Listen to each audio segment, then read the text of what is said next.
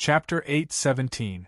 Zhao Yun and 12 swordsmen didn't know what to say when they heard the strange answer.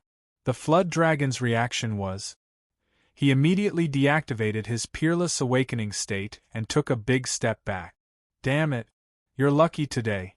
I'll make you pay for this sooner or later. After saying this, he turned around and fled into the distance. Flood Dragon was a rather intelligent person. Currently, the demon soldiers that he led were all killed by Zhao Yun. Furthermore, he was fighting 1 against 3. He did not consider Xiao Tan a threat, so he did not count him in, so he was at a disadvantage. It was better for him to retreat before he was injured. Otherwise, he might not be able to escape if he continued to fight like this for a while. Are we going to let him go? Xiao Tan wanted to chase after Flood Dragon because he felt that if he didn't get rid of Flood Dragon, he would be a big threat. As the saying goes, don't chase after a cornered enemy. Zhao Yun replied, let him go. General Zhao was good at talking. When he said, let him go, it sounded like they had let Flood Dragon go. However, in fact, they had no choice but to let Flood Dragon go. Not to mention that swordsman's hands had not fully recovered, Zhao Yun was also injured in the battle with the demon soldiers. If Flood Dragon fought and retreated, they wouldn't be able to gain any advantage. Okay. After Xiao Tan heard this, he didn't know what to say. Among the 4 of them, he was the weakest. In the battle just now, he didn't play any role. Under such circumstances, he didn't want to chase after Flood Dragon. By the way, I am Zhao Zilong from Mount Chang. Zhao Yun looked at the man who scared Flood Dragon and said, I haven't asked, are you okay? Unexpectedly, the man ignored Zhao Yun completely and walked directly to 12 swordsmen. He kept his arrogant and annoying look and said with his eyes closed, are you okay? Mississippi okay? Don't ask me. You better not ask me. Don't fall in love with me. Because the prodigal son doesn't need a woman. The prodigal son is very lonely. The moment Sword Sovereign heard the word miss, he was already shocked. He really didn't know what kind of expression he should use to respond. He originally wanted to say something, but the other party was minding his own business and didn't give him a chance to interrupt. All right. Goodbye, miss, the man continued. You seem to want to say something? If not, I'm leaving. I know what you're thinking, but we're from different worlds. It's impossible for us to be together. Just think of me as a cloud that passed through your heart. Just remember this. After saying this, he turned around. His long robe fluttered in the wind, leaving behind a back view that hid his achievements and fame. Sigh. Another girl is going to cry for me. I'm really an amazing man. Wahahahaha. Before he could walk far, this guy let out a silly laugh. This made his forced cool act seem even more lowly. Sword Sovereign. Aren't you going to say anything? Zhao Yun moved 2 steps sideways and came to Sword Sovereign 12 Regret's side and asked in a low voice. There's no need. Sword Sovereign replied softly with a pained expression. Since he's already gone. Let him go. Sword Sovereign was indeed worthy of being the successor of Confucianism. He had an extraordinary demeanor when dealing with people. Under such circumstances, if he were to say, brother, I'm a man, then the situation would definitely become extremely awkward. It was better to just remain silent and let the other party leave, as the saying goes, endure for a while and calm the waves, take a step back and stay away from Chinibu. But, speaking of which, Zhao Yun continued, Sword Sovereign, your hairstyle. It's easy to misunderstand. Sword Sovereign continued. Yes. Zhao Yun nodded. The 2 of you. At this moment, Xiao Tan jogged all the way to the 2 of them. Thank you for your help. There's no need to be so courteous, Zhao Yun replied. Any enemy of Lu Ji is my friend. I haven't asked. On the other side, Sword Sovereign looked at Xiao Tan and wanted to ask him how to address him. I'm Wang Tanji. Xiao Tan also looked at Sword Sovereign. May I know your name, hero? I don't dare to call myself a hero. Sword Sovereign 12 regrets. I'm just a person who asks for swords, Sword Sovereign replied. Oh, it's Brother Sword Sovereign. Sorry for the disrespect. Although Xiao Tan did not know Sword Sovereign, from his style, he knew that Sword Sovereign should be a character from the Thunderbolt puppet show. From his appearance, speech, and poem, Xiao Tan could roughly guess what kind of person he was. By the way, do the two of you know how to get to the Demon City? After some small talk, Xiao Tan asked a more practical question. Demon City? Zhao Yun was confused. It's the place where the martial competition is held, Wang Tongji added. Oh, it's Gujiqing, Zhao Yun said. Ah yes, Gujiqing, Xiao Tan hurriedly replied. He had taken the two words, Demon City, for granted. After Zhao Yun's reminder, Xiao Tan realized that the city should be called Gujiqing. Little brother Wang, are you going to Gujiqing to participate in the Wu Shuang martial competition? Sword Sovereign asked. Yes, I'm going. Xiao Tan nodded firmly. Sword Sovereign heard this and immediately turned his head to exchange glances with Zhao Yun. Although the two did not speak, their expressions showed everything. They both felt that Xiao Tan was going to die. Sigh. Forgive me for being blunt. Sword Sovereign thought for a while and decided to say the unpleasant words himself. Little brother, I don't doubt your determination to challenge Yuan Luji, but, the threshold of the martial competition, do you have the confidence to pass? Huh. Xiao Tan was quite honest. Threshold. So you don't know? Then no wonder. Zhao Yun revealed an expression of realization. Righteous people need to pass a test to participate in the martial competition. Xiao Tan immediately asked, what test? At the same time, outside Gujiqing Wu Shuang Plains. Originally, this place did not have a name because this was a place that appeared after Yuan Luji distorted time and space. No one knew when it started, but people had started to call it this way in the gloomy clouds. There was a demon city floating in the air.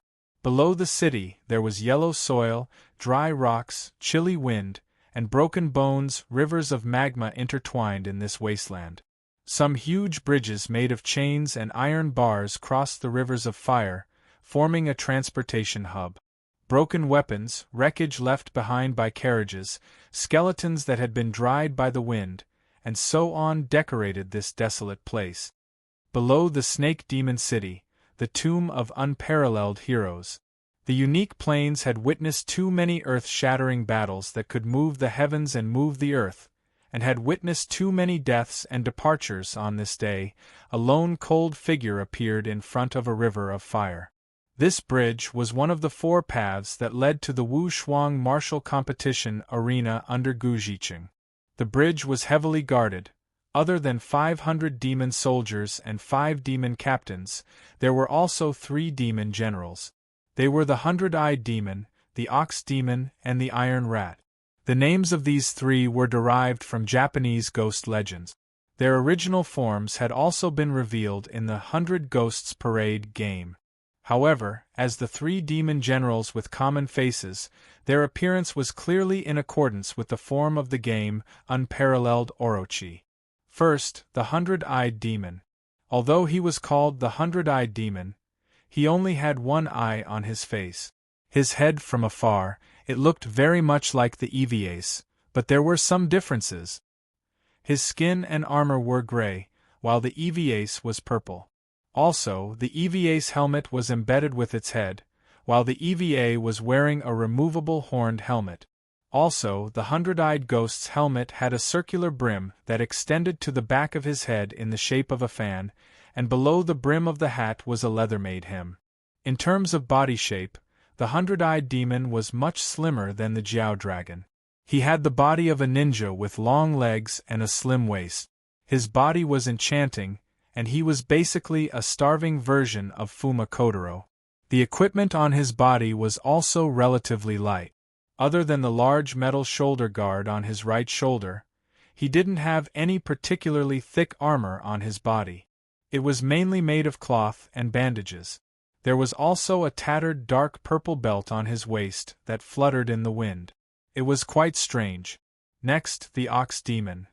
He was also a guy who didn't live up to his name, because his head was completely like a wild boar's head.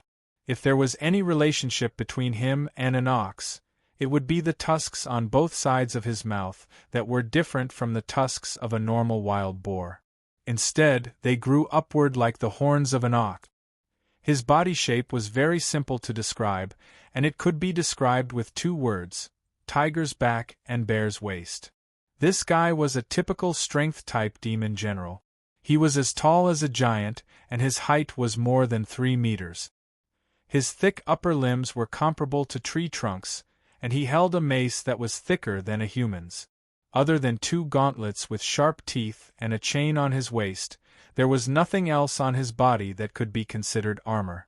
Obviously, with his skin that was as thick as a city wall, he didn't need any armor to protect himself. Finally, the Iron Rat. He looked exactly like the Jiao dragon. It couldn't be helped. He had a common face. As mentioned before, the character model wasn't unique. Even the voice actor was the same person. If the two of them didn't introduce themselves, perhaps only the people in the demon army would know how to distinguish them. Well, after introducing the demon generals, let's take a look at the person who crossed the bridge. She was dressed in proper and valiant attire, with a simple and unadorned longsword at her waist. She was a lithe and graceful figure, and her entire body was filled with a murderous aura that was as cold as ice. The wind swept by, rolling up a light dust. The person seemed to come out of the smoke, but her aura made people unable to look away. "Who are you?" When she came near, one of the platoon commanders at the head of the bridge met her with his shield. The platoon commanders were all equipped with shields, while the soldiers usually carried only weapons, and shouted loudly, "I'm going to participate in the martial arts competition." Ruo Yu didn't answer the other party's question, but stated her intention.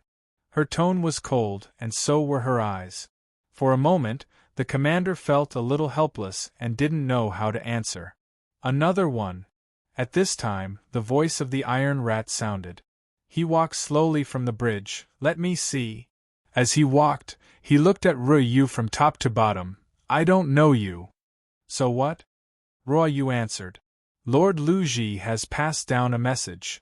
The Iron Rat's attitude was also quite calm. The people who come to participate in the martial arts competition must not be too weak in one-on-one combat, otherwise it will be too boring. So, we have to be responsible for keeping those small fries outside. He paused. "If I knew you and knew your strength, I could naturally decide whether to let you cross the bridge immediately. Unfortunately, I don't know you." He looked back and looked at the 100-eyed ghost and the ox ghost in the distance. "Brothers, have you seen this guy?" The two didn't speak, just shook their heads silently. "Well," the Iron Rat looked at Ruo Yu again and said, "then there's no other way. You have to prove your strength first before you can cross." "Cutting you is a kind of proof?" Ruo Yu asked this question in a calm tone without thinking. "Oh," the Iron Rat sneered, "don't worry. I haven't finished yet." He raised his hand and pointed behind him. "You can choose between me and the two of them to be your opponent. As long as you can fight with any one of us for 10 moves and not be defeated, you can cross the bridge." When he said this, he still looked very relaxed. "Of course. If you can really cut me, that's better. The others will never embarrass you. They will immediately let you cross the bridge. Because Lord Lu Ji likes the strong the most." The devil generals under Lu Ji were not afraid of death. As long as Lu Ji was still alive, they could be resurrected by the power of the Devil King, so they were a little bit unafraid of death. "Then I'll choose you."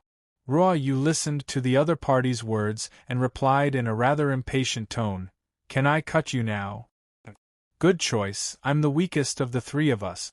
The Iron Rat laughed, raised the spear in his hand, and put on a fighting posture. Whoosh! In response to him, there was a sword sound. The soul moved, and the sword edge arrived. Ruo Yu used the advanced use of extreme efficiency limit explosion, freeing her right hand. This sword was fast, accurate, and heavy. The sword edge fell from a just right angle, simple and direct, without any skill. There was no extra skill, nor was there any external sword chi. All the power was concentrated in the sword. Bang! With a golden sound, the spear rose and the shadow retreated. After one move, the Iron Rat's expression changed abruptly, and he retreated several feet. His trembling hands and the cold sweat on his forehead announced the tyrannical power of the sword just now. The hundred-eyed ghost and the ox ghost, who were originally bored in the distance, instantly cheered up and looked at the woman with the sword vigilantly. "Who the hell is this guy?" The Iron Rat, who had regained his composure, was still in shock. If I hadn't instinctively blocked with my spear, that sword would have cut me in half. In this script, most of the devil generals under Liu Ji were experienced and knowledgeable. They had fought with many masters from different universes and planes, and they had died in the hands of those people more than once. As long as there was a powerful character, the devil generals would have an impression of them. Therefore, after receiving Royu's move, the Iron Rat was very surprised. This female swordsman was at least a quasi-first-rate master. How could he not know her? "I see." Ruo Yu's voice interrupted the Iron Rat's thoughts. "You're stronger than I thought. I may not be able to cut you in 10 moves. You don't be complacent." Ruo Yu's attitude made the Iron Rat angry. "I was just careless just now. As long as I take it seriously, don't be stubborn." Suddenly, another voice joined their conversation and laughed. "Even I can see that you're scared to death. Who's there?" The voice came from the side of the Iron Rat. At this moment, the Iron Rat was like a frightened bird, and a little wind made him very nervous. "Ning ning ninjutsu." But there was a soft sound with 2 cold lights. The Iron Rat's reaction was not slow. He immediately waved his spear and knocked away the 2 shurikens. Here comes a nasty guy." When the other person's figure flashed from the light and shadow, the Iron Rat already knew the identity of the other person. In the next second, a female ninja appeared in front of everyone. She was wearing a white corset, and her hands and feet were covered with silk. She opened her mouth and said to Rainy, "Yo miss, your skills are not bad. How about you travel with me?" Her tone sounded very charming, and she had a strong aura of an older sister. However, her appearance looked like that of a young girl. She had beautiful short hair, a hot figure, and even her voice sounded delicate. It's hard to imagine that such a cute woman is a cold ninja in the setting. Ruo looked at the other party, thought for 2 seconds, and then, "Yes," gave a concise answer. "This child doesn't seem to like to talk very much." Ningning smiled and said. After this sentence, she looked back at the Iron Rat. "Hey, the nasty guy over there, can you get out of the way? Our strength should be enough to participate in the martial arts competition, right?" "That's right, but..." The Iron Rat has been angered by them, and he can't not get back his face. "You are very confident," the Iron Rat said coldly. "A mere spy can do assassination and eavesdropping, but the martial arts competition is a head-on struggle. What are you doing?" "What does it have to do with you?" Ningning replied. "Are you going to get out of the way or not?" "What if I don't?" the Iron Rat said, waving his hand and making a gesture to the rear. The hundreds of demon soldiers understood, spread out their formation, and closed in. "What? Are you going to disobey your king's order?" Ningning asked. "Ha!" the Iron Rat laughed. He imitated the tone of the other party and replied, "What does it have to do with you? You?" Although Ningning was angry, in the face of so many demon soldiers, she did not dare to fight. Just as she was thinking about whether to call Ruo to retreat together, there was a poem in the sky. "Raise your head for 1,000 hills far away, roar in the wind, look for an enemy to fight with, it's cold at the top." Chapter 8:18. This poem is. Before the person who recited the poem appeared, Iron Rat was already in a cold sweat. His eyes darted around and his whole body was tense. He had not seen the enemy yet, but he was already extremely nervous, as if the enemy would appear in front of him at any time. Whoosh! A moment later there was a soft sound. A graceful figure appeared in front of the demonic army's formation. The newcomer was dressed in white and had white hair. His face was like jade, and his hair was swaying in the breeze. He had an extraordinary temperament. The indifferent and taciturn Windmark did not need to make a move. Just standing in front of the enemy was enough to make the enemy unable to move.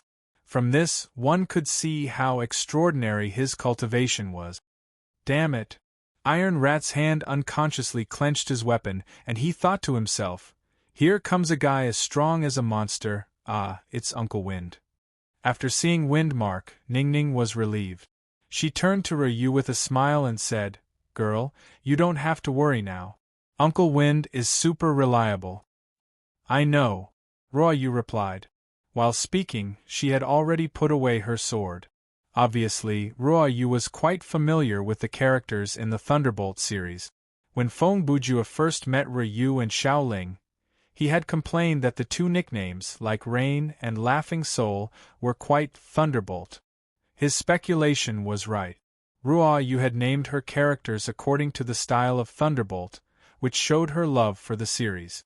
Magic Sword Windmark. Ryu continued, one of the legendary three swordsmen in the Devil Realm. Oh, Uncle Wind is such a famous person. Ning Ning did not know much about Windmark.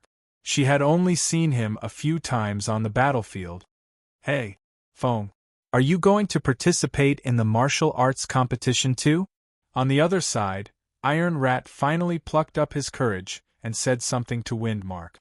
But Windmark only replied with two words, "Get out of my way." His tone was cold, and his eyes were contemptuous. The words, "Get out of the way," made the demonic soldiers retreat subconsciously. "Tsk." Iron Rat gritted his teeth and muttered, well. Anyway, your strength is enough to cross the bridge." As he spoke, he looked at Ning Ning and Ryu behind Windmark. "But those two guys, Windmark interrupted Iron Rat with a questioning auxiliary word. If you want to interpret the word in detail, I think it should be translated as, "Are you King looking for death? Why aren't you shutting up and making way for me?" Of course, an expert like Uncle Feng would not say such lines. Even Brother Ju rarely said such lines. The real masters did not need to say too much. They only needed to communicate with their opponents with some short questions or comment. For example, "Not bad, you did your best, the human world is dirty again," and so on. The calmer you said it, the more powerful you could be. Okay. Just let them pass. Iron Rat's timidity was exposed. Under the pressure of Windmark, he could only make a gesture to his subordinates behind him, asking them to let them pass. So, Ryu and Ning Ning followed Windmark and walked across the suspension bridge in front of them.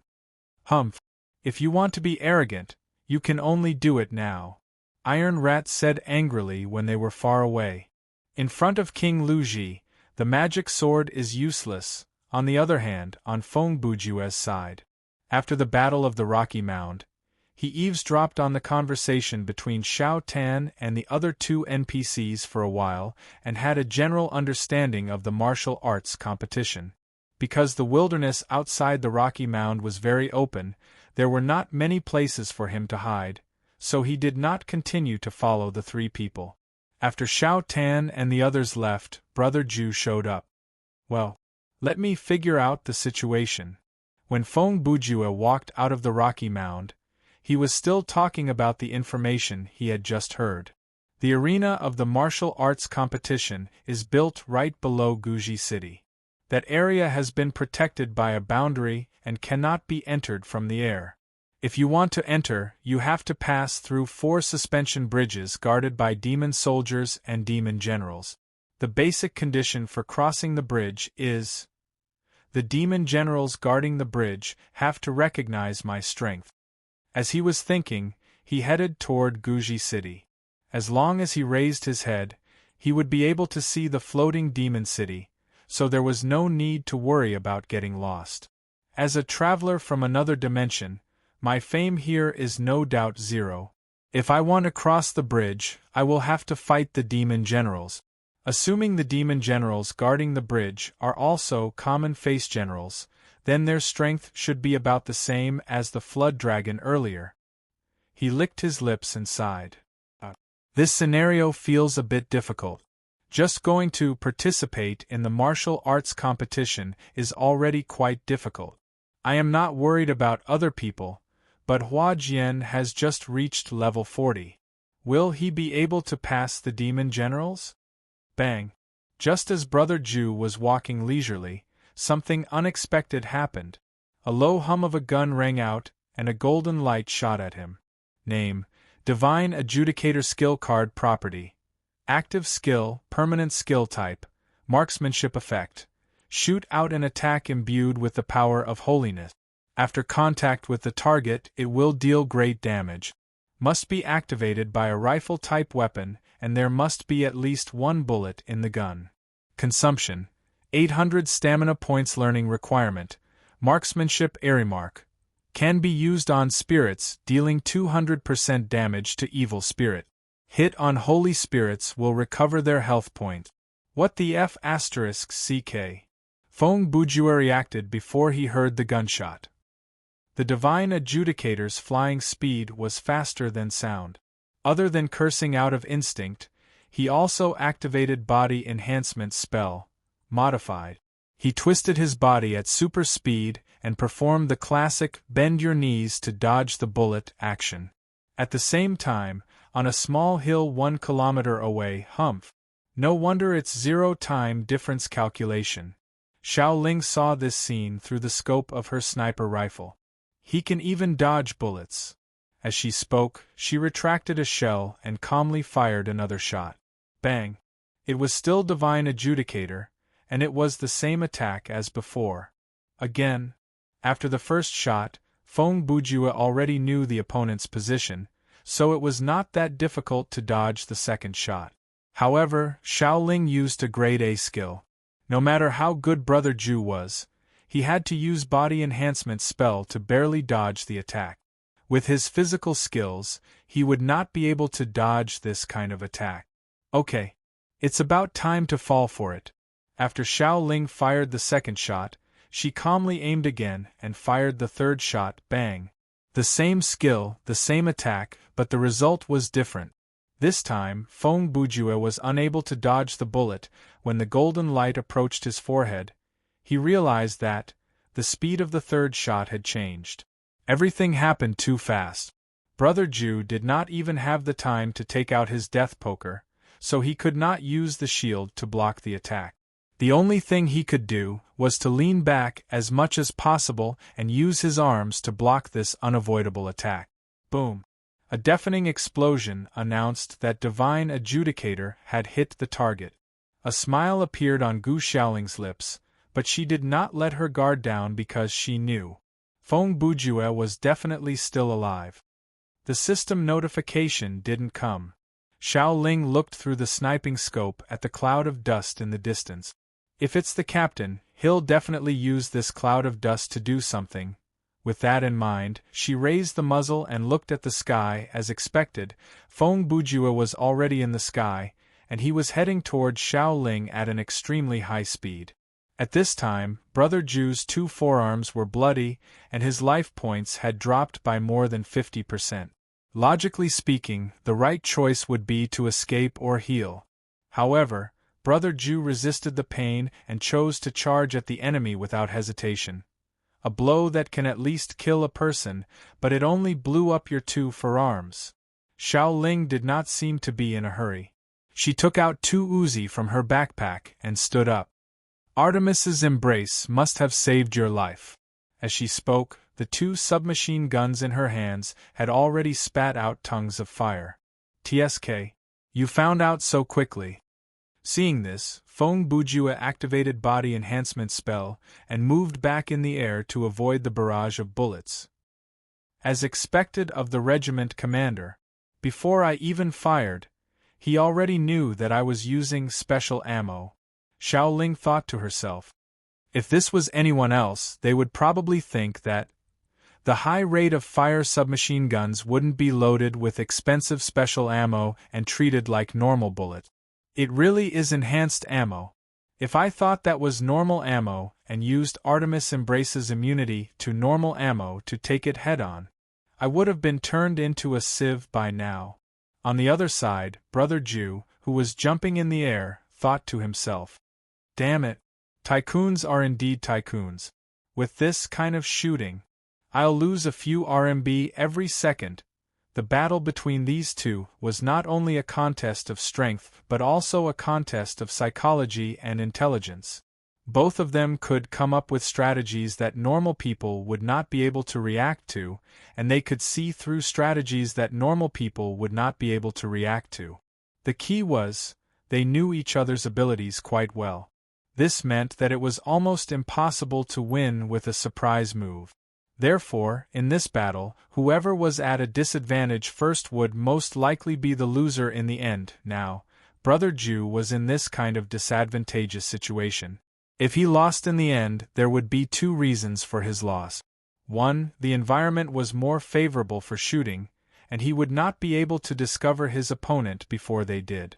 2. Because he had been in isolation for too long, he had no idea about the new equipment, new skills, and character growth that Xiao Ling had gained during this period of time. For example, the sudden acceleration of the third shot was designed under the premise that Brother Jew did not have enough information. Name: Heavenly Peach spitting news item type, weapon quality, perfect damage points, quite strong element, none special effect, miraculous strike equip requirement, marksmanship Arimark. This is an old-fashioned Soviet-made rifle that does not have any optical aiming equipment, but a sniper hero used it to create a miraculous record of fighting solo for 32 days, shooting 442 times, killing 214 enemies, and coming out unscathed. Many years later, this rifle reappeared in the world, and a line of words was carved on the body of the rifle: "We are all sharpshooters, and each bullet kills one enemy." It was not that Brother Jew had not seen the special effect of Xiao Ling's weapon, but from the words miraculous strike, he could not tell what the effect would be, and that was why he was at a disadvantage earlier. So, he still managed to come at me. 5 seconds later, the first magazine of the 2 Uzi was basically empty. Even though Xiao Ling could use her excellent crosshair shooting and reload to make sure that there was no gap between the bullets, it was inevitable that the number of bullets would decrease. Feng Bujue made use of this opportunity that was not really an opportunity to use Jeppo, multiple flashes. With the price of taking 3 to 4 bullets, he opened up a bloody path and closed the distance between them in one breath. However, Xiao Ling still looked as if she had a card up her sleeve. "Leader, the real killing move is just about to begin." "Not bad," Feng Bujue replied. In this dangerous battle, the two of them were still able to talk very easily and even praise each other. This could be considered as a reflection of their mental fortitude. Kacha. In the next second, 2 sounds of metal colliding could be heard. Moon Slaughter and Falling Star had appeared. In this battle, Xiao Ling made full use of the advantage of being a sharpshooter. She made good use of every inch of distance between her and her opponent. Every time Feng Bujue got closer, he had to pay a price. Furthermore, his situation became more and more dangerous. Her Moon Slaughter and Falling Star both have automatic calibration. In addition, her marksmanship is also at a rank. At this distance, it's almost impossible to dodge her bullet. We can only think of ways to defend. In the face of adversity, Feng Bujue's brain started to move. His speed of thought that was beyond the limit made everything before his eyes appear to have stopped. But my hands are already crippled, so I can't use any items, and I can't use death poker. Artemis's embrace doesn't give me immunity to her special bullet. At most, it can reduce the damage. With that in mind, he glanced at the game menu. Earlier, I lost a lot of life points from the Divine Adjudicator, and the wounds on my hands and the body enhancement spell are slowly reducing my life points. Now, with this remaining 19% of life points, I can at most survive 2-shot. Feng Bujue's estimation was accurate. Other than the attributes, the basic attack power of Xiao Ling's 2 sorcery weapons was extremely high. With the defense of the equipment alone, it was impossible to block all of them. At this distance, even if the bullet did not hit the vitals, one shot would take away 7% to 9% of his life points. After taking 2 shots, Feng Bujue, who had less than 10% of his life points left, was dead for sure. If I can't use my hands, then I won't be able to retrieve anything from my inventory. If I can't retrieve anything, then naturally, I won't be able to obtain any life points recovery potions. Without life points, I'll have to stop using body enhancement spell. And without the support of super speed, at this distance of 7 to 8 meters, she can do whatever she wants with my last sliver of life points. Feng Bujue had already predicted what was going to happen next in his mind. Then, the only hope for a comeback is between these 2 shots. The intense pain and desperate situation didn't affect him in any way. Instead, it cleared his mind and made his thoughts flow like a spring. I have 3 seconds to end this battle. If she's still alive after 3 seconds, I've lost. In other words, I have to one-shot her. Thinking up to this point, he came to a conclusion. With my current physique, the distance between me and her, and the fact that I'm looking down from above, I only have one skill to choose from, and I'm afraid that's the only skill I have. I can forcibly kill a level 46 player from the front. Seeing this, the viewers had probably come to a conclusion as well. That's right. Tri-beam. Feng Bujue's mind moved like lightning. All the analysis that he had done earlier was completed in an instant. After making up his mind, he raised his 2 bloody, charred hands in front of his eyes while trembling. He tried his best to bend his fingers to form a trapezoidal frame with his hands and aimed at Spirity on the ground. Tri-beam. Xiao Ling reacted quickly. She knew that her brother Ju did not have much time left and was ready to bet everything on this. Humph. Stop dreaming. At this critical juncture of life and death, Xiao Ling did not act rashly or rashly. She was very clear. The person who could not afford to delay was Feng Bujue. Therefore, when the 2 guns fired, Xiao Ling's body suddenly moved. She tried to escape the attack range of the tri-beam. Humph. Too naive. Feng Bujue laughed. Although when he laughed, 2 bullets hit his body and his life points dropped to 4%, he still showed the smile of a victor. Boom. In less than half a second, the tri-beam was fired.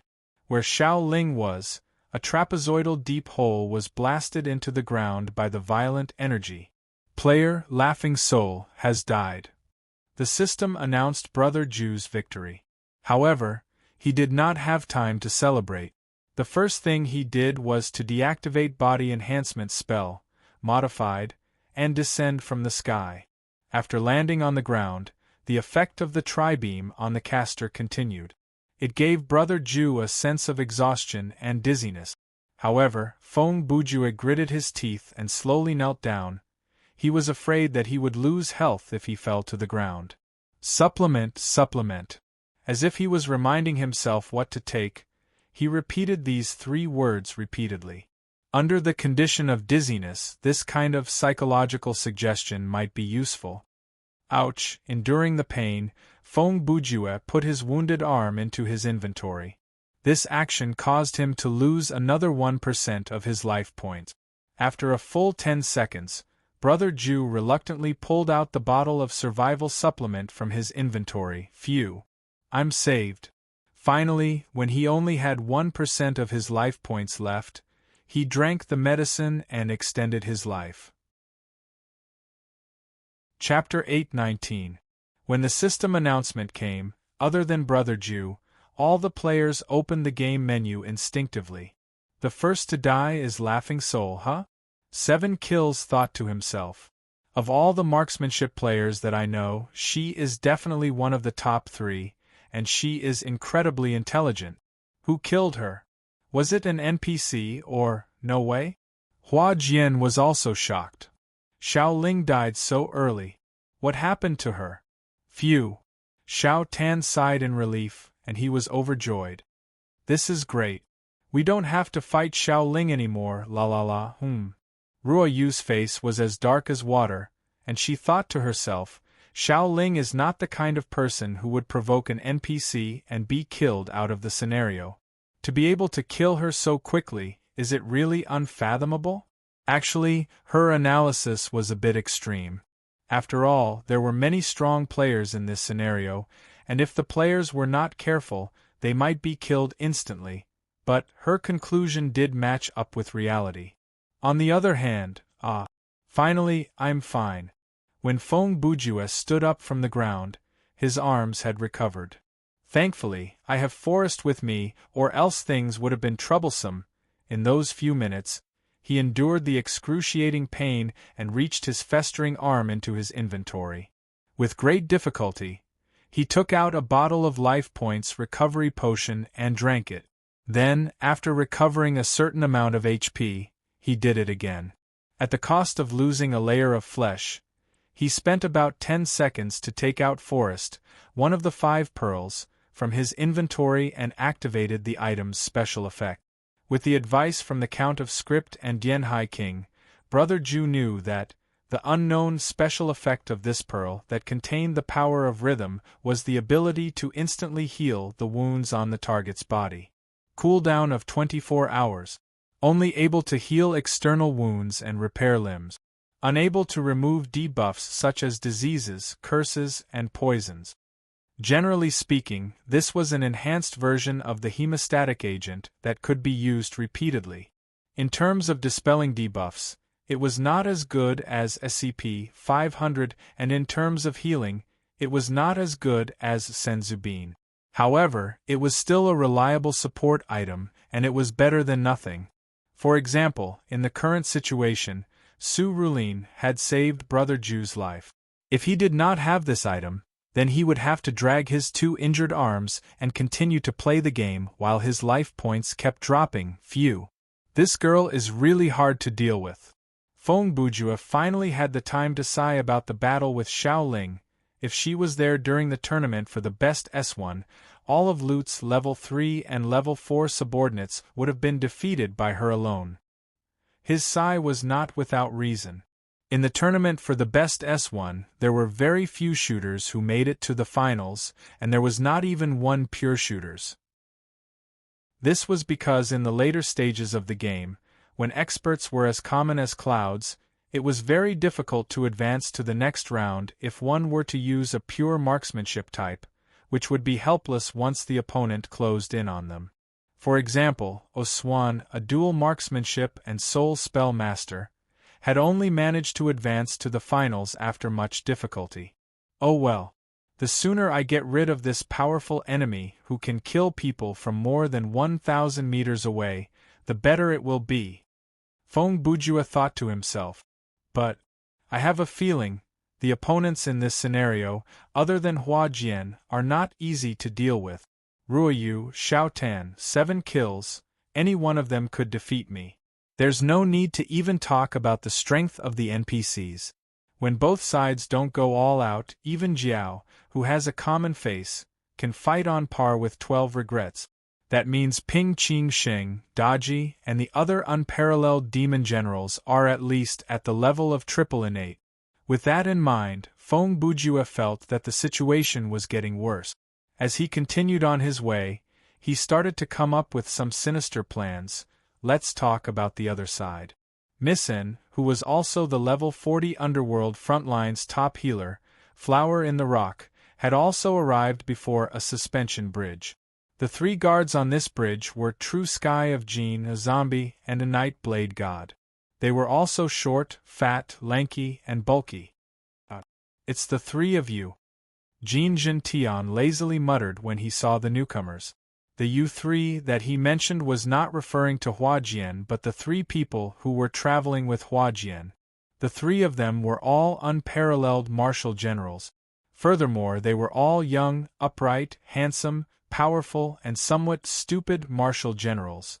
The first one was Ma Chao, the righteous stubborn.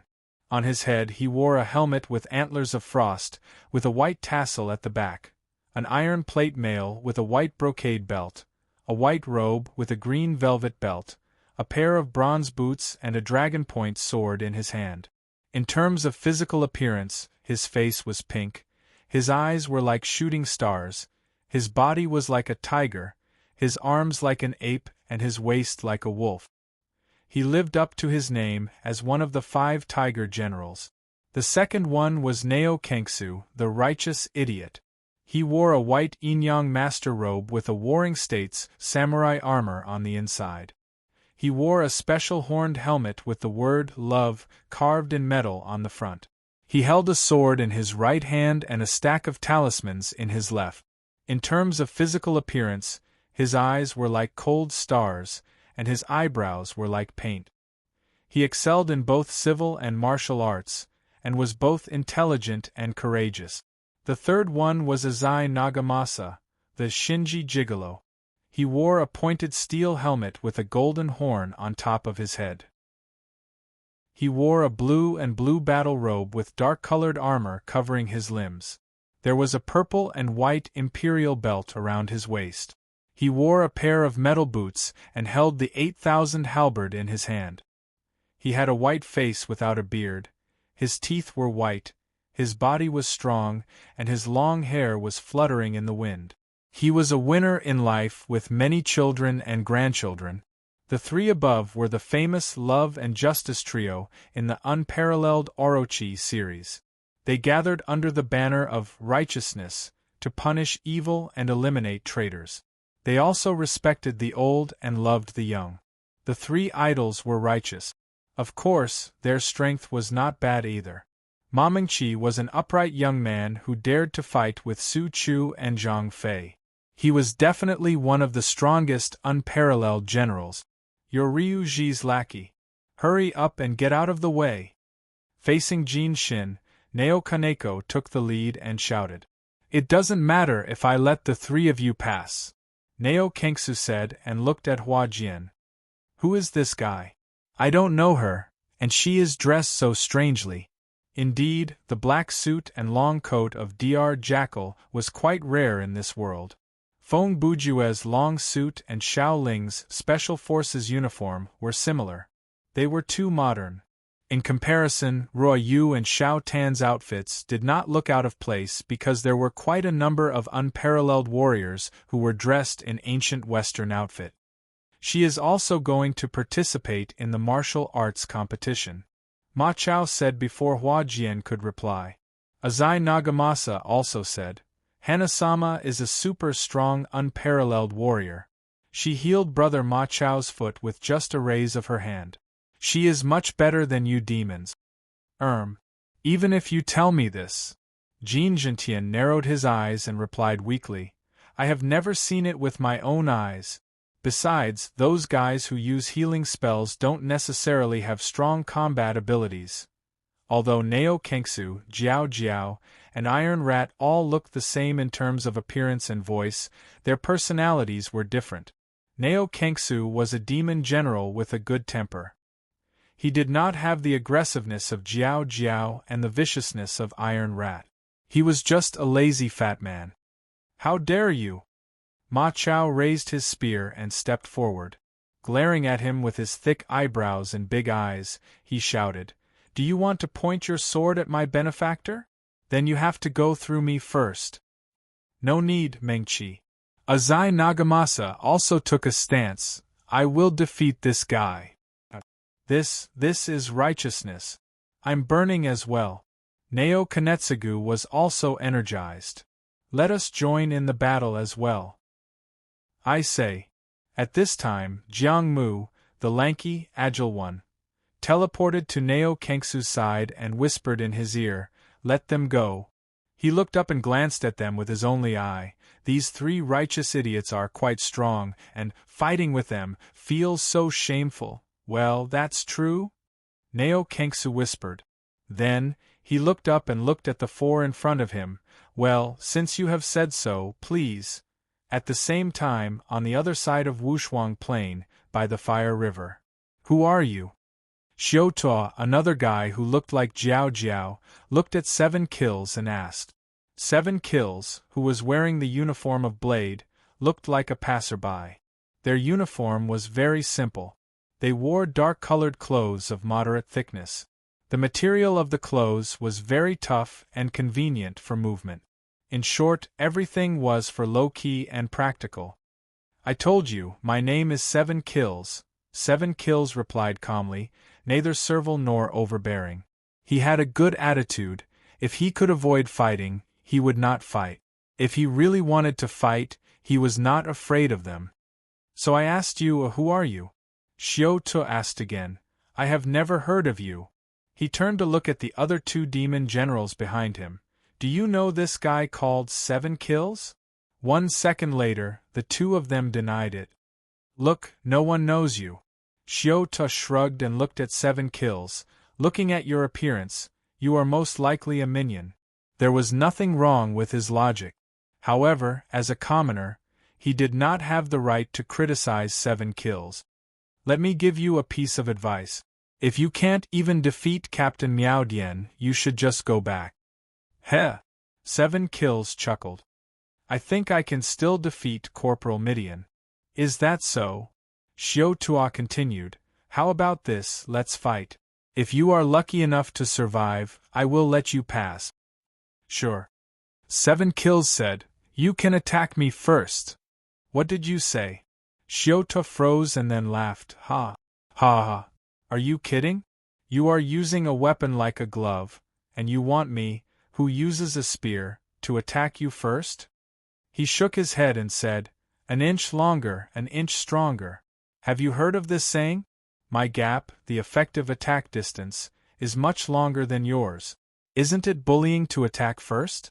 You seem to be quite righteous. Seven Kills laughed as well. Haha.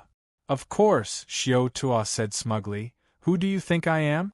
Everyone in LVG's army knows that I, Lord Xiao Tuo, am a real man. Then I'll grant you your wish, Seven Kills replied. When he said this, his tone turned cold and his eyes changed. Xiao Tuo was keenly aware of this and immediately assumed a defensive stance. Oh? You are quite arrogant.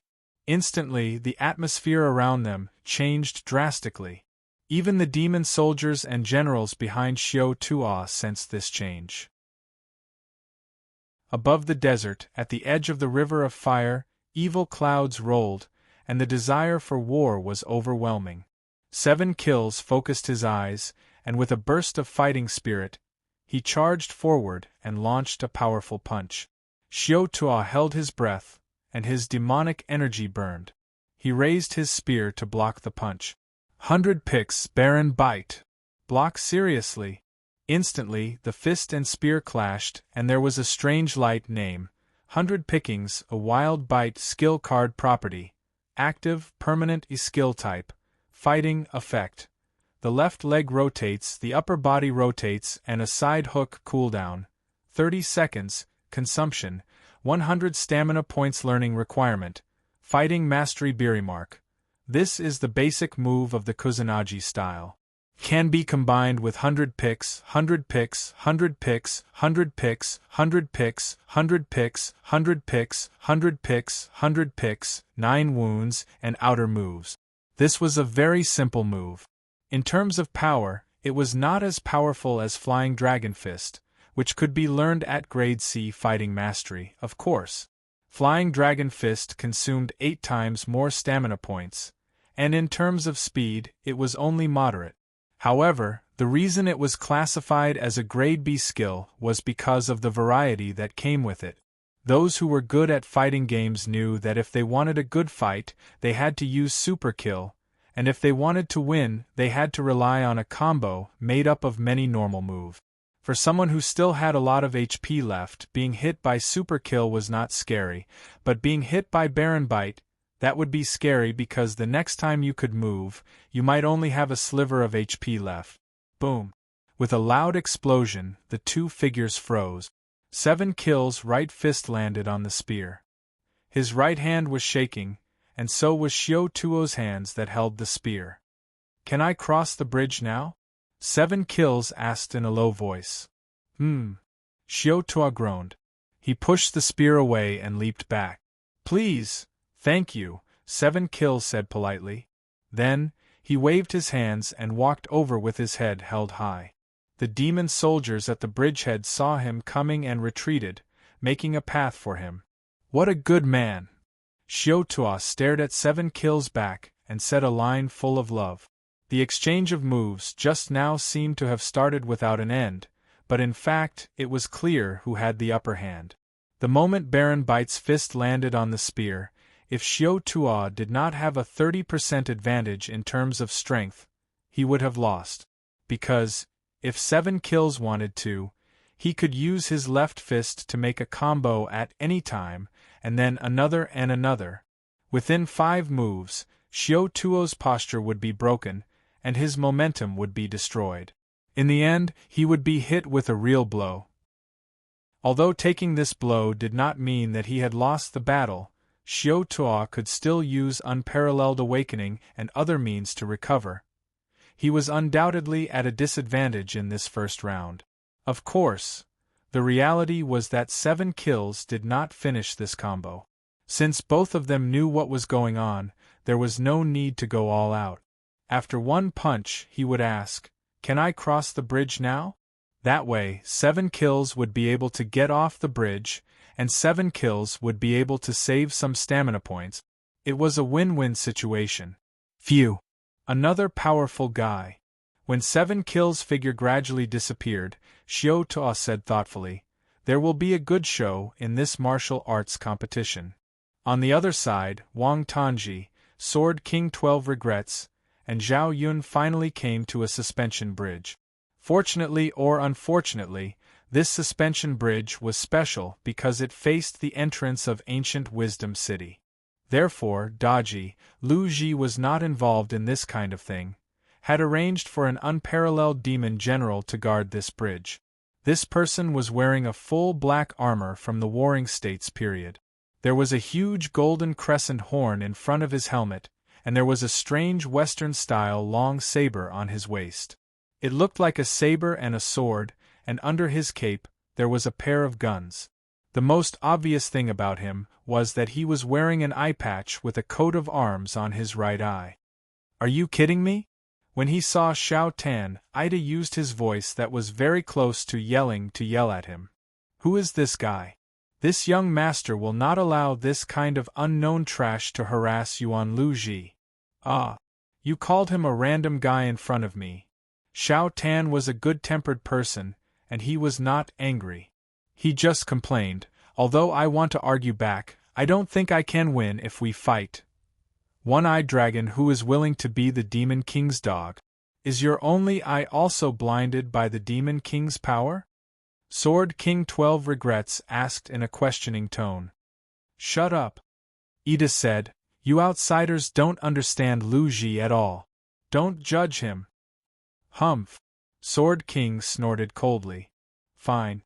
I won't argue with you about this." He waved his hand and pointed at Xiao Tan. "I'm asking you, can't you see? This little brother's foundation is extraordinary?" Ida was stunned. What? In fact, Sword King could not see what was so extraordinary about Xiao Tan's foundation. He was just pretending to be mysterious because he was more educated. "It doesn't matter if you can't see it. Just let us pass." Ida was the kind of person who was not necessarily smart, but was hard to fool, and he had a hot temper. "What are you talking about? I don't understand," he said as he pulled out his saber. "You." He waved his saber and pointed at Xiao Tan. "You want to participate in the martial arts competition? All right. Let this young master test your tolerance first." Chapter 820. Hello everyone, it is time for the monthly preview that I will write 12 times a year. First, I would like to thank everyone for their support during the annual voting. Even though I did not win any awards in the end, I am still very happy. The number of votes for Thriller Paradise was clean, and the ranking on the overall ranking was not low. I was proud of that. Every vote that you have given me is meaningful, and it is far more important than the result itself. Once again, thank you. Next, I have to reflect on last month's update. I have once again achieved full attendance in January, and that is something worth celebrating. To celebrate, I have decided to skip the update for 2 days. At this point, everyone has already raised their middle fingers at the screen. Even if they did not raise their hands, their hearts were already raised.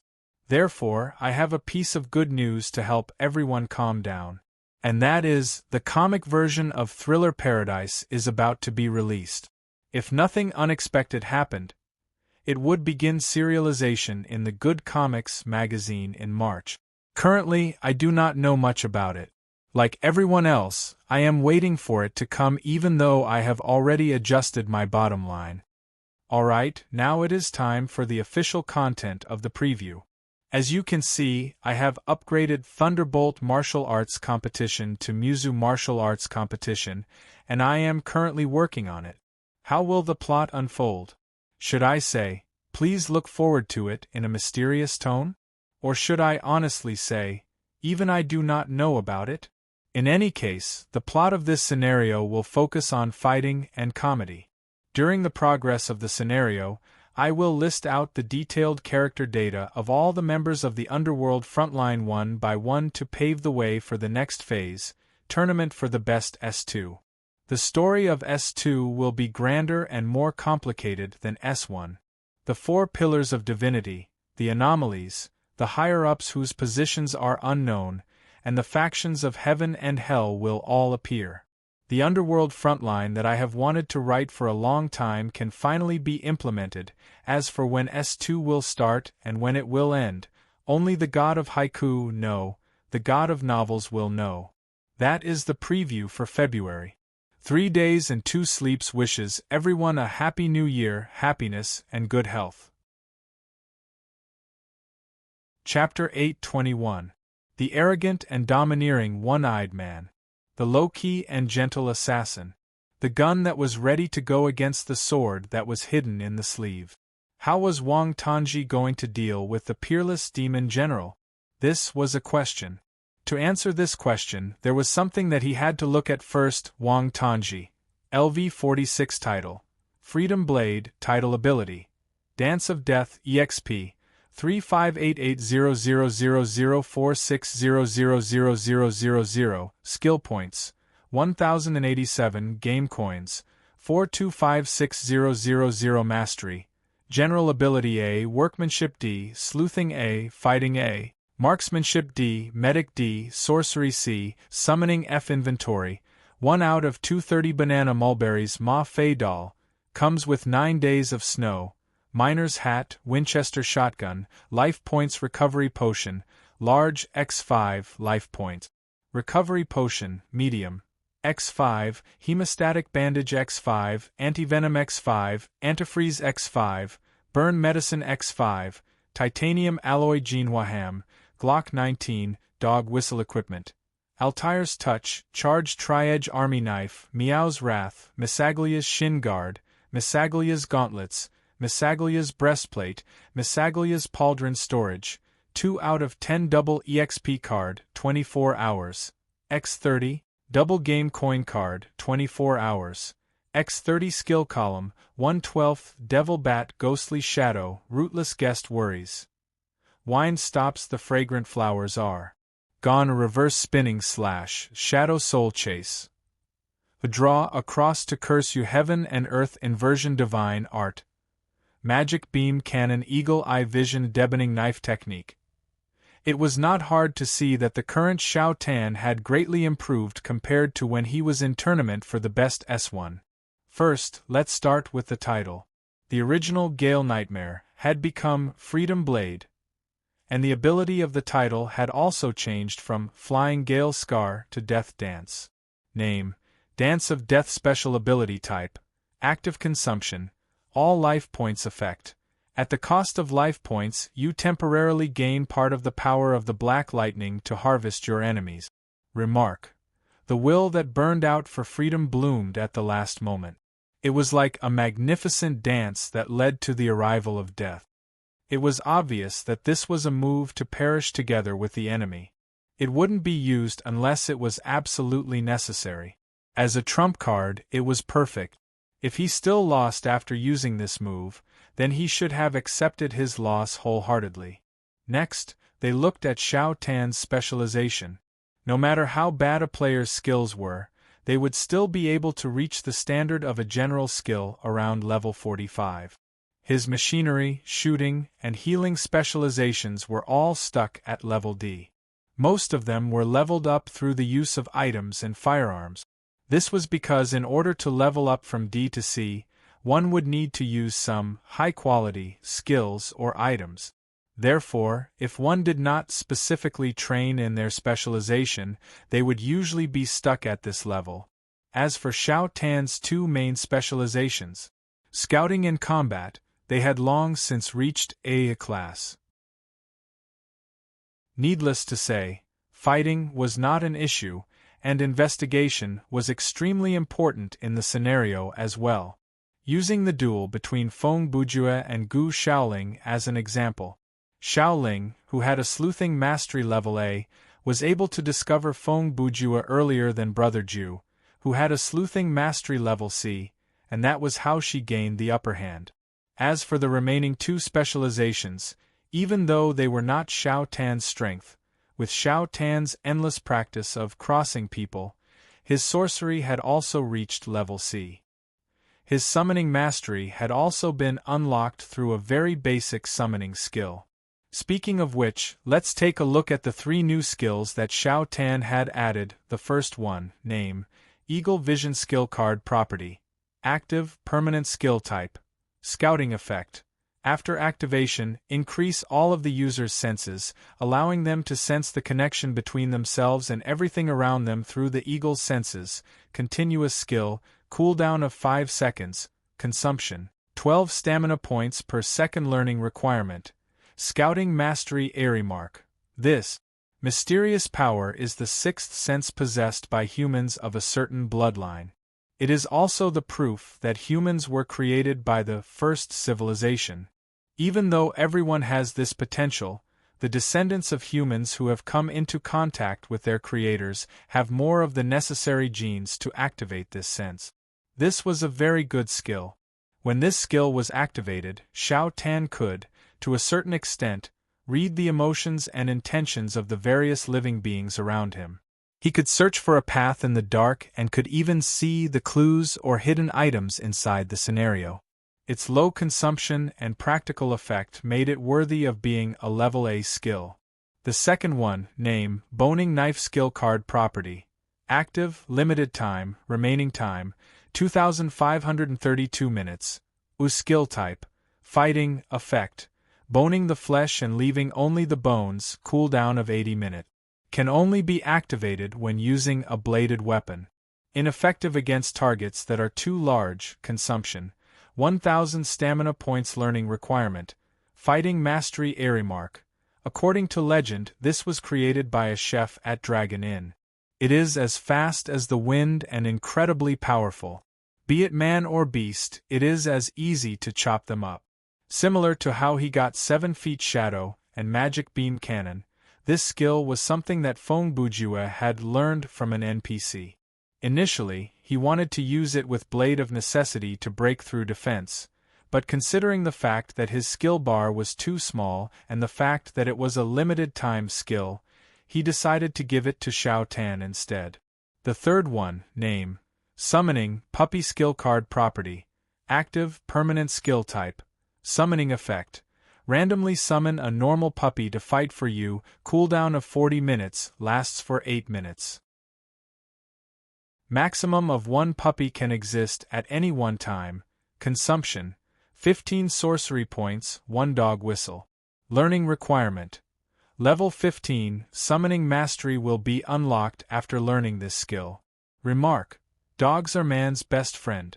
There was not much to say. This was a skill that he had learned to unlock the summoning mastery. The type of puppy that he would summon would be different every time. Most of them were pet dogs that did not have much combat power. They might not even be able to harm a normal person in the real world, but they were not completely useless. When necessary, for example, if two people were locked in separate rooms and there was only a narrow passageway between the rooms, the puppy could be used to help the player deliver items. Then it was time to take a look at the new items and equipment that Xiao Tan had added. Let's take a look at the few items in his inventory. Dog whistle, bought from the system shop. It was just a normal whistle, bought to unlock the summoning mastery. Glock 19, a normal handgun that he had gotten from the scenario. The practicality of a gun was obvious. Compared to a shotgun, a handgun had a shorter firing time and was easier to take out, carry, and hide. Therefore, Xiao Tan had prepared one. As for the titanium alloy Jinhua ham, he had gotten it from the scary nursery rhyme scenario. Whether you believe it or not, it was an equipment. Name: Titanium alloy Jinhua ham. Item type: armor, quality, excellent defense points, quite strong element, absorb special effect, block physical damage below a certain level, very effective against slashes.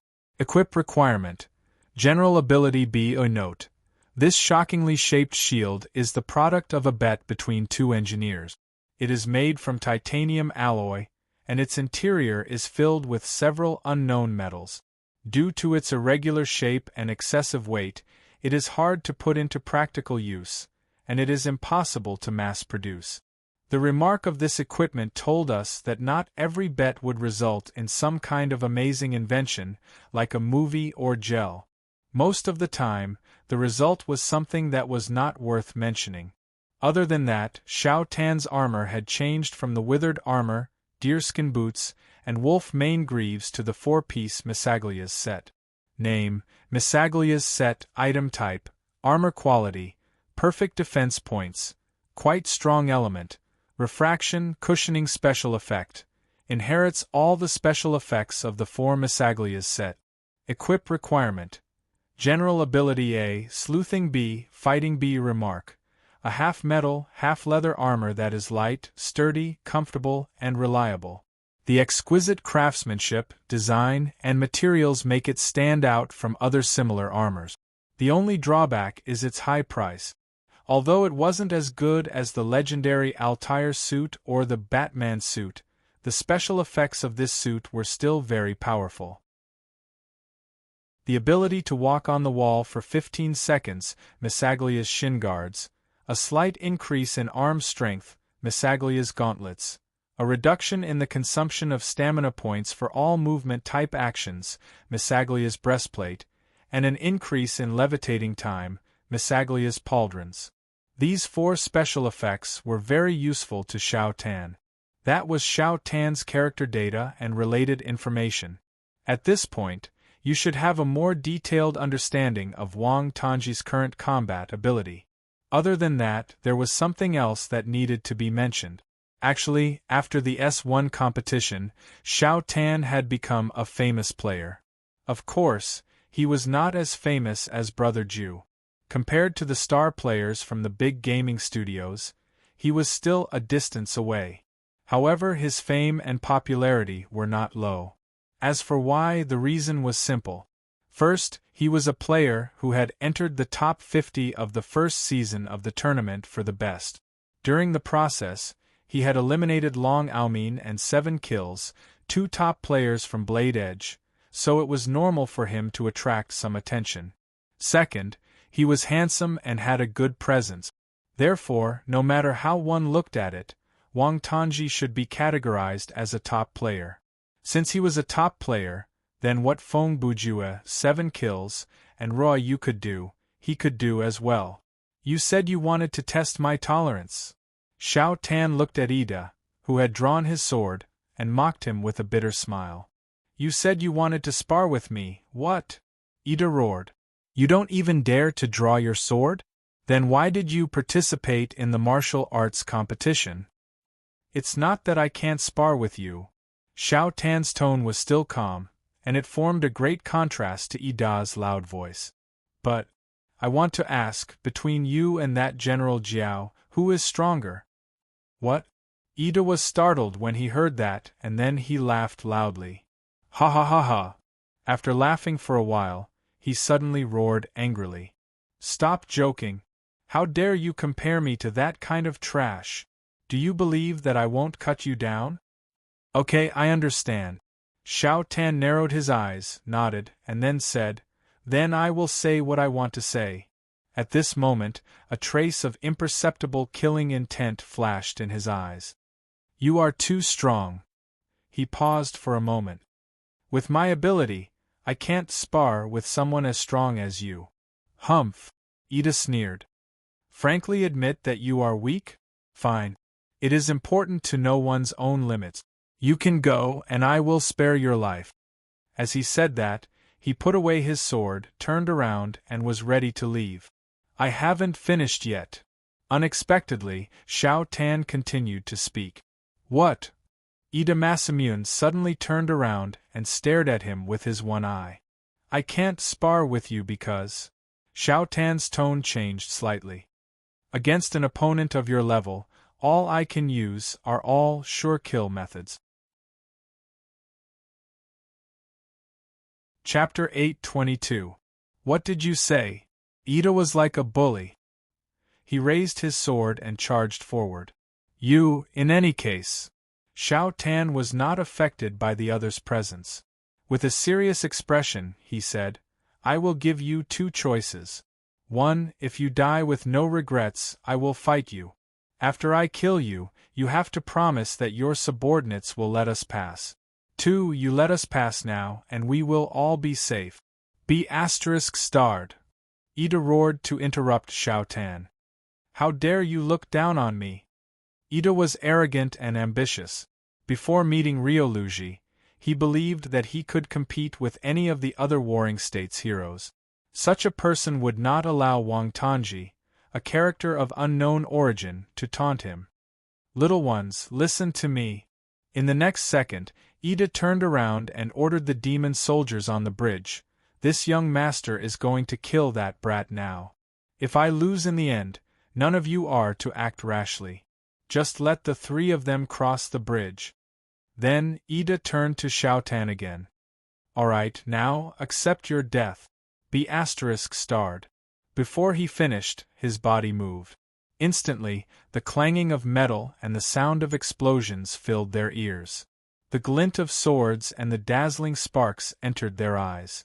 As the saying went, the sword glowed coldly, and the spear glowed with fire. Ida Masamune attacked with both his spear and sword. So fast! This was Wang Tongji's first reaction when he saw the enemy move. The fighting style of an invincible general was obviously different from that of a flood dragon. Each of them had their own unique weapon and skill. Very few characters had the phenomenon of repeating some of their skills. When they attacked, the power and variety of their attacks were far superior to that of a flood dragon. Furthermore, in this scenario, those who sided with Ryoluji would receive the buff from the Demon King's power, which would greatly increase their power. Therefore, this Ida, compared to Zhao Yunlai, who was also an invincible general, was at least twice as strong. In other scenarios, he would be a boss character. But it's not fast enough. After Xiao Tan activated his eagle eye vision, he could predict the enemy's movements. As long as the opponent's speed was not too far ahead of his, he could deal with them. When he encountered the flood dragon earlier, he wasn't prepared. He didn't expect a common face to be so strong, so he didn't activate his skill immediately. But now he was in a state of full concentration, in which he was facing the enemy with all his strength. Even if he were to face an unparalleled demon general, he would be able to put up a fight. Ping ping ping ping ping, A burst of metal clashing sound announced that Ida's bullet was blocked by some kind of metal object. He was immediately startled. You have some skill. You can actually use a hidden blade to block a bullet. Humph. On the other side, Xiao Tan coldly snorted in his heart. This level of spear technique. When facing an opponent who used a gun, Xiao Tan was quite familiar with the situation. Of course, this was all thanks to Xiaoling's kind guidance. After being ravaged by countless gunfire, Xiao Tan had already developed a strong ability to deal with shooting opponents. No matter what kind of firepower, distance, or marksmanship, as long as it's a bullet, I'll block it. Very good. It's exactly like this that there's meaning in defeating you. At this moment, Ida's fighting spirit was ignited, replacing the previous pure anger. His moves also became sharper and more effective. Become a dead soul under my great overlord hunt. With a shout, his figure moved. Ida seemed arrogant and overbearing, but in fact, he was careful. After calming down a little, he instantly understood Xiao Tan's dodging technique. In the blink of an eye, his fierce move arrived. The spear burst out a barrage of bullets, and the sword bounced off, aiming straight for Wang Tongji's left shoulder. In just 10 seconds of confrontation, he has already seen through my dodging pattern.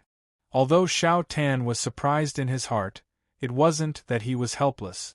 At this moment, he immediately used the heaven and earth inversion divine art, and used the gravity to make a move that was impossible under normal circumstances. Floating jump. Ida misunderstood Xiao Tan's method, but it didn't affect his next move. This young master already expected it.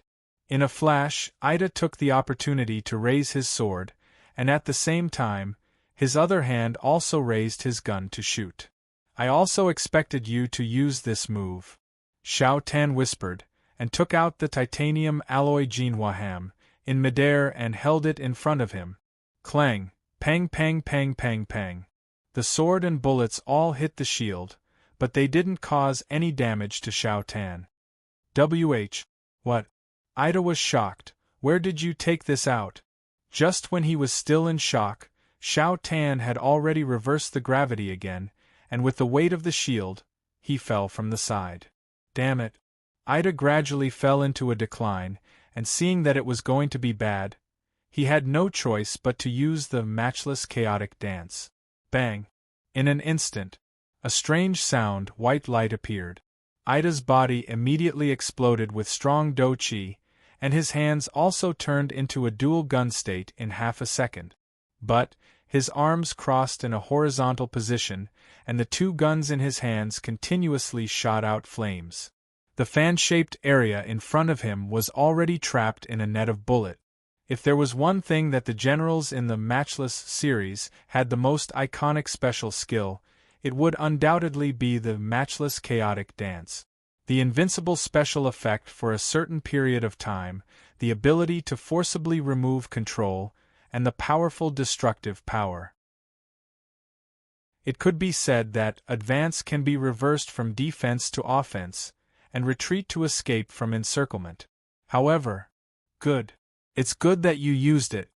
Xiao Tan, who was in midair, showed a relaxed expression. Even if he didn't have a deep understanding of the Matchless series, Xiao Tan still knew the basic setting of the matchless chaotic dance. This kind of ultimate skill that consumed the matchless slot, after using it, had to wait for the matchless slot to be full again, except for the matchless awakening state. And Xiao Tan, what he was waiting for was the moment when Ida Masamune used the matchless chaotic dance. As a character in the Matchless series, the current Ida had already lost his most powerful forcible release ability. This point was very fatal. Those who had played the Shura or other highest level difficulty all understood that under the condition that the matchless points were not full, it was as dangerous as playing in the snow with bare arms. What is he going to do? At this second, Sword Monarch, who had already retreated far away, seemed to have seen some clues, and his expression immediately changed. A righteous person is more powerful than we thought. Beside him, Zhao Yun's expression also gradually became serious. As a matchless general, he knew better than Sword Monarch. The battle in front of him had already reached a critical moment. Ida, I'm afraid it's not good. While the two of them were talking, Xiao Tan, who was far away, had already put away his shield and jumped in midair, escaping to the enemy's blind spot.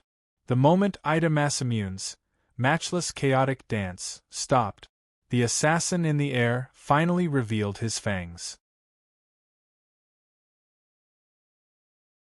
Chapter 8:23. Idiot! Ida looked at Xiao Tan, who was falling from the sky, and shouted, running to the sky to seek death. What he said made sense. For a character like Xiao Tan, who could not move horizontally in the air, jumping into the air was equivalent to putting himself in a situation where he could not dodge. And Ida would definitely not let go of this opportunity. Bang bang bang, instantly, the continuous gunfire resumed. They were aimed at Xiao Tan, who was falling from the sky. Wang Tongji was already prepared. He took out the titanium alloy Jinhuaham again and used the advantage of being in the air to make his body perpendicular to the back of the shield. This way, the weakness of the shield's irregular shape and heavy weight did not exist. Not only could it block all the gunfire attacks, it could also increase the speed of Xiao Tan's falling attack. TSK, taking it out again, that strange shield. Seeing this, Ida sneered, playing tricks. As he spoke, he had already thought of a countermeasure. He immediately sneered, but the attack itself is still so simple that it's laughable. When he finished speaking, his body moved. He shrank the ground as fast as lightning and arrived at the side of Xiao Tan's falling point. Let this young master tell you, fighting is not so simple. Ida saw the moment when his opponent was about to hit the ground and made this high-speed movement. At this time, he raised his sword and slashed at Xiao Tan's blind spot that was not protected by the shield. But that's right. At this moment, Xiao Tan's eyes were filled with killing intent. Fighting is not so simple. In the next second, the sword slashed and the sound of metal clashing was heard. What? Ida was shocked to find that his sword had pierced through his opponent's body and slashed at the inside of the shield. I fell into a trap. In almost half a second, the shocked Ida realized the problem. It's an illusion. His guess was right. What he slashed was the afterimage created by wind stops dust. Fragrant blossoms are gone. The real Wang Tongji had let go of the shield in his hand and activated his skill when he swung his sword. The falling shield was just a smokescreen. The attack that seemed simple and easy to predict was actually a trap to lure the one-eyed dragon. Killing intent. Right after Ida attacked, at the moment when he thought he had succeeded. In this short period of time, he had lost his momentum, was defenseless, and his peerless slot was not full yet.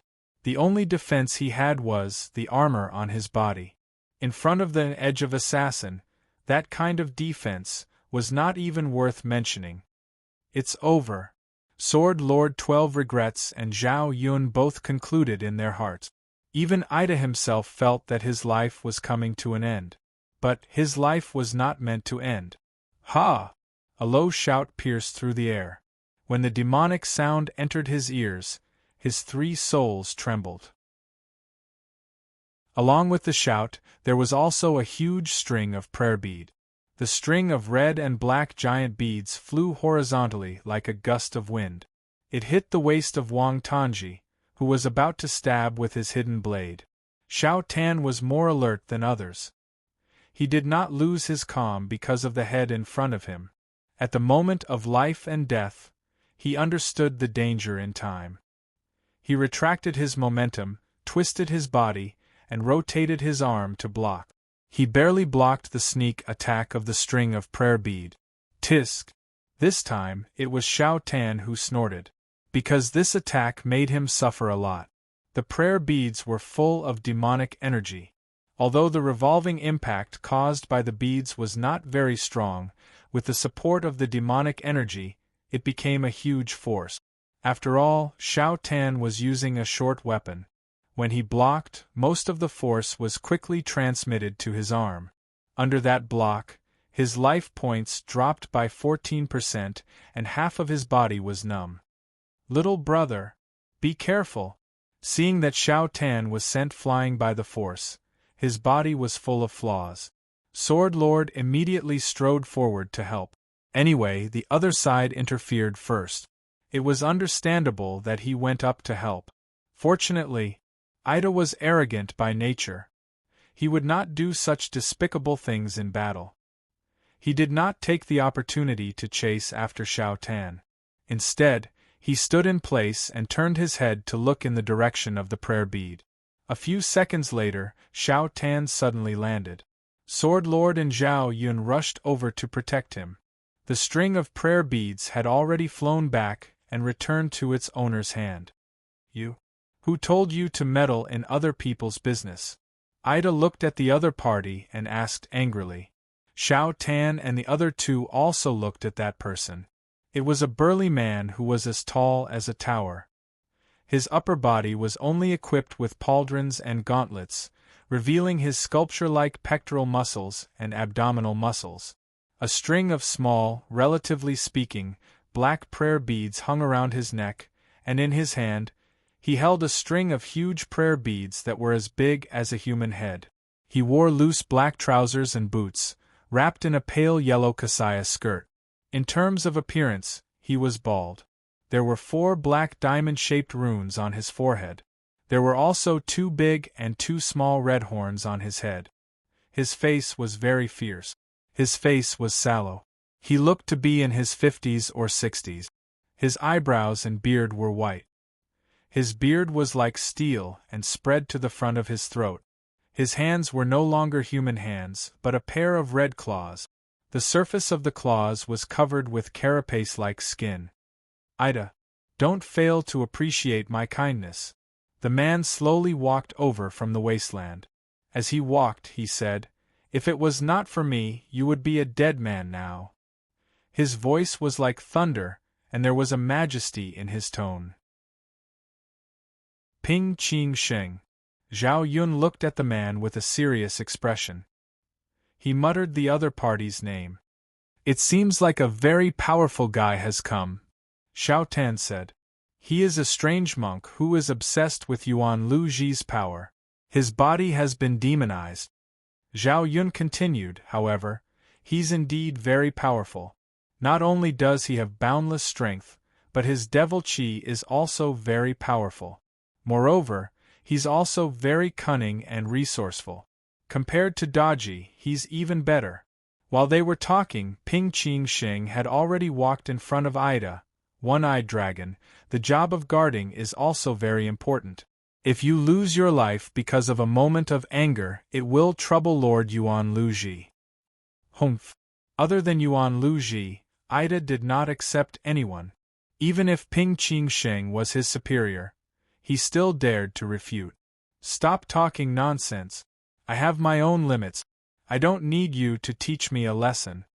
When Ping Qing Sheng heard this, he glanced at Ida and did not bother with him anymore. After a while, he walked to the bridge and turned to look at Xiao Tan and the other two. He said, "The swordsman who wholeheartedly seeks the sword, the azure dragon who soars on the battlefield, and the hidden assassin." He paused for a moment and said in a mysterious tone, "You want to participate in the martial arts competition, right? Then, come with me." Chapter 824. After Wang Tangji picked up the titanium alloy Jinhua ham, he, Sword King, and Zhao Yun followed Ping Qingsheng across the bridge. Even though Ida was not happy, he did not stop Xiao Tan. After all, the strange monk was his superior, and he had seen Xiao Tan's power for himself. Just like that of the 6 players in the scenario, 4 had successfully entered the barrier under Ancient City and passed the threshold of the martial arts competition. Another person, the Laughing Soul Bone, had already died in the battle.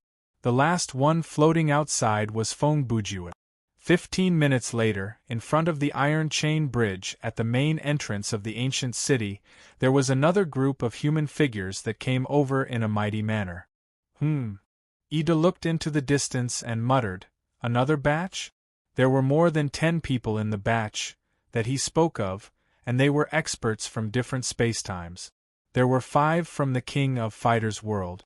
4 of them were Blowing Mist Gornets, Fate's Flame Chris, Wild Rice Lightning Charmy, and Dry Earth 7 Shackles She. These 4 were powerful people who could control natural phenomena with their own consciousness. They were known as the 4 Serpent Kings, and they were the strongest of the 8 Serpent Heroes. The last one was Lucar Bernstein. He was the boss that appeared the most in the Caliph series. His occupation was set as a black market arms dealer, and he was also a genius fighter. He had the fighting consciousness and wisdom of a genius. He could absorb the opponent's fighting power Upanishads and turn them into his own power in just a blink. As the original boss of the series, he was no doubt the player's first nightmare in the arcade game hall era.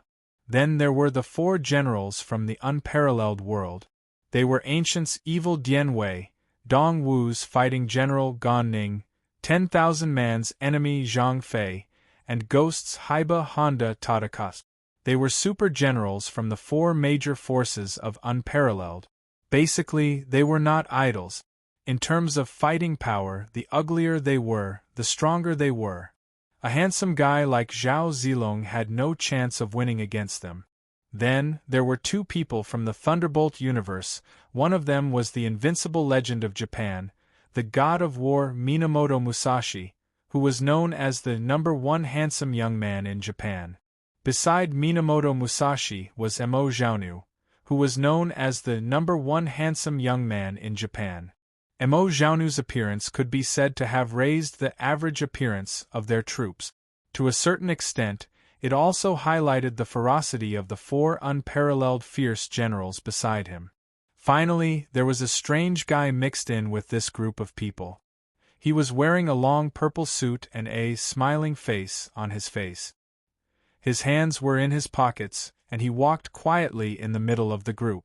T-sit, make way, make way. When the group of people approached, Ida glanced at them and ordered the soldiers behind him to let them pass. The dozen or so people didn't speak to Ida and just silently crossed the bridge. Ida looked at the people in front of him and didn't have any reaction. But suddenly, he saw Feng Bujue in the crowd. Bridge Bean Sack. Ida immediately shouted in Japanese. He pointed at Brother Ju and said, "Stop right there." When Feng Bujue heard this, his body froze. He turned his head and replied, "Are you calling me?" "Nonsense. Of course I'm calling you." Ida walked directly toward Brother Ju and stopped 1 meter in front of him. "Who are you?" "Huh." Feng Bujue replied, "You don't even know me?" His ability to lie through his teeth was superb.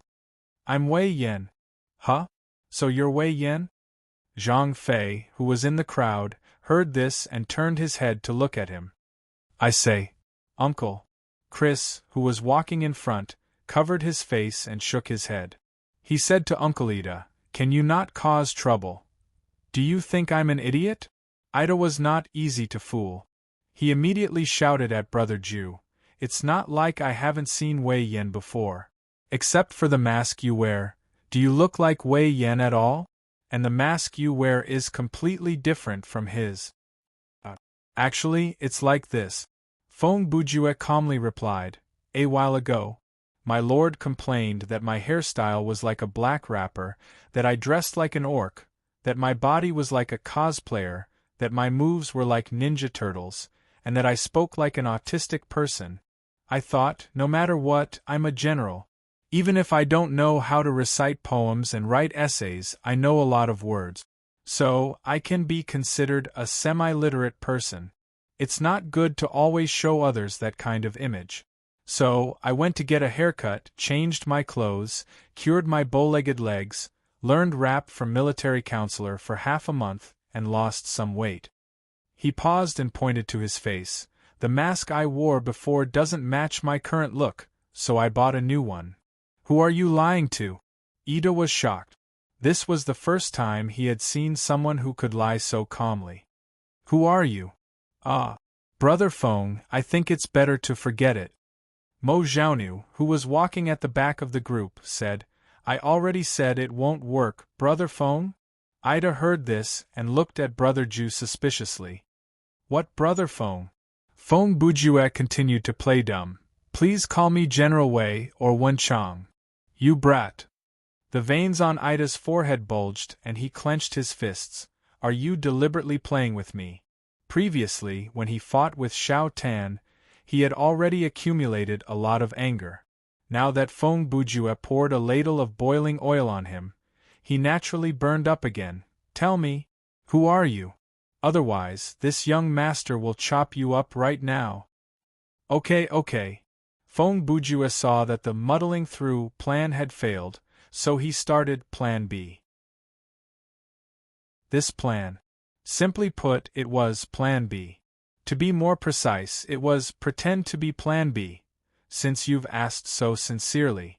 Brother Ju said, jumped back, straightened his back, got into a good posture, and said, I will be merciful and answer you. Can we go first? Gornitz, who was walking at the front, already knew what Brother Ju was going to do, so he just closed his eyes and asked in a low voice. You on Muzang's side, forget it. Anyway, we have already heard it once. It doesn't matter if we listen to it again. The subtext of his sentence was, anyway, we have already been mentally polluted once, so we won't lose our sanity points if we do it again. We just asked you to give us your name. What are you trying to say? Ida also felt that something was wrong. Looking at Brother Ju's posture, it looked like he was going to tell a story. Listen carefully. I am. Feng Bujue took off his mask, and his words flowed out like a river. On the top of Mount Tai, there is a pine tree, standing proudly in the sky. Not even 8,000 miles of wind can blow it down, not even 9,000 lightning can strike it down. He had just started and all the MO soldiers and MO generals present were stunned. Clearly, these fellows under Yuan Lu Ji's command had not read the Xia family bang before. There is a saying, laughing at the sky, watching thousands of soldiers break, planning the universe and calculating karma. Without feeling or fear, taking life and death, not a ghost, not a god, but a mad demon. Brother Ju was far from finished. In the 3 realms, in the 6 paths, everyone knows of his name. You are Feng Bujue? But to his surprise, just as Brother Ju started his recital, Ida interrupted him and used a pained expression and a probing tone to ask this question. Brother Ju was startled. So, you know me? Phew. Ida gave a long sigh. So, it is really you. He rolled his eyes toward the sky. I have not met you before, but from Lu Ji's mouth. I have heard of your name, your poetic title, and some of your deeds. What? Feng Bujue was surprised. Am I that famous already? This is the saying, good news never leaves the house, but bad news travels 1,000 miles. You are indeed infamous. Everyone knows about you. By the way, why did we agree to help this guy sneak into the martial arts competition? I have no idea, but I have a feeling it will be bad to become enemies with this kind of person. Just the thought of it gives me goosebumps. Before Ida could answer Brother Ju's question, his companions around him had already started this conversation. Therefore, even the demon soldiers who were idling at the bridgehead all turned to look at Brother Ju with condescension and disgust. In any case, Ida's expression turned strange. He took half a step back and said, Since you are Feng Bujue, then you should go in. He was an honest person, and he did not forget to add, I do not wish to fight you, as someone who could be revived endlessly by the Demon King and was not even afraid of death. He did not wish to have too much to do with Brother Ju. This went to show that Feng Bujue's reputation in the multiverse was indeed problematic. Oh, okay then. But Brother Ju did not mind the reaction of the people around him.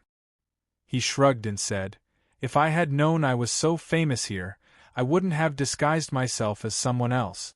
To think I even came up with that kind of disguise that could pass off as real. What kind of nonsense are you talking about? Who would fall for that? Ida wanted to yell that, but he held it in. Compared to getting involved with Brother Jew, he felt like it was more rational to suppress the urge to complain. At the same time, at the stage of the martial arts competition under Guji City, an intense battle was taking place on a wide stage. Actually, the Muzu martial arts competition organized by Yuan Luji had started several days ago. There was only one stage, and there was no such thing as preliminary round, semi-final round, or final round. The format of the competition was simple. For every round, the announcing statue would randomly announce 2 names, and then the people who were called would enter the stage to fight. There was no time limit to the battle. It would end when one party died, surrendered, or lost the ability to fight. After the winner was decided, the winner could leave the stage to rest and wait for their name to be called again. The loser would not be called again, but they could still stay to watch the battle. And so on and so forth, until there were only 10 people left. Yuan Luji would personally arrive, and then there would be a 1 versus 10 final battle. Regarding the rules of the announcing statue, no one knew. The function of the lion head statue was to announce the result of every battle, and then it would announce the next battle and announce the start of the competition. In this grand meeting, everyone who crossed the bridge and arrived at the side of the arena would be called at least once. If one felt that they were not strong enough and would be eliminated, they could surrender when they were called. Of course, most people who came to this place would not do that. As the top experts in their own space-time, who didn't have some pride. Although everyone's ultimate goal was to defeat Yuan Luji, how would they know who was strong and who was weak if they did not try? In this space-time, it was hard to determine the strength of the characters. Logically speaking, how could a common-face demon general like Flood Dragon be a match for 12 Regrets Sword Monarch? In the world of Thunderclap, any third-rate minor character would be able to defeat Flood Dragon. However, in this place, some inconspicuous extras might be on par with those popular characters. So, most of the experts who attended this competition had the mentality of learning from each other and discussing martial arts. They did not know if they could stay until the end. The outcome of every battle was unknown.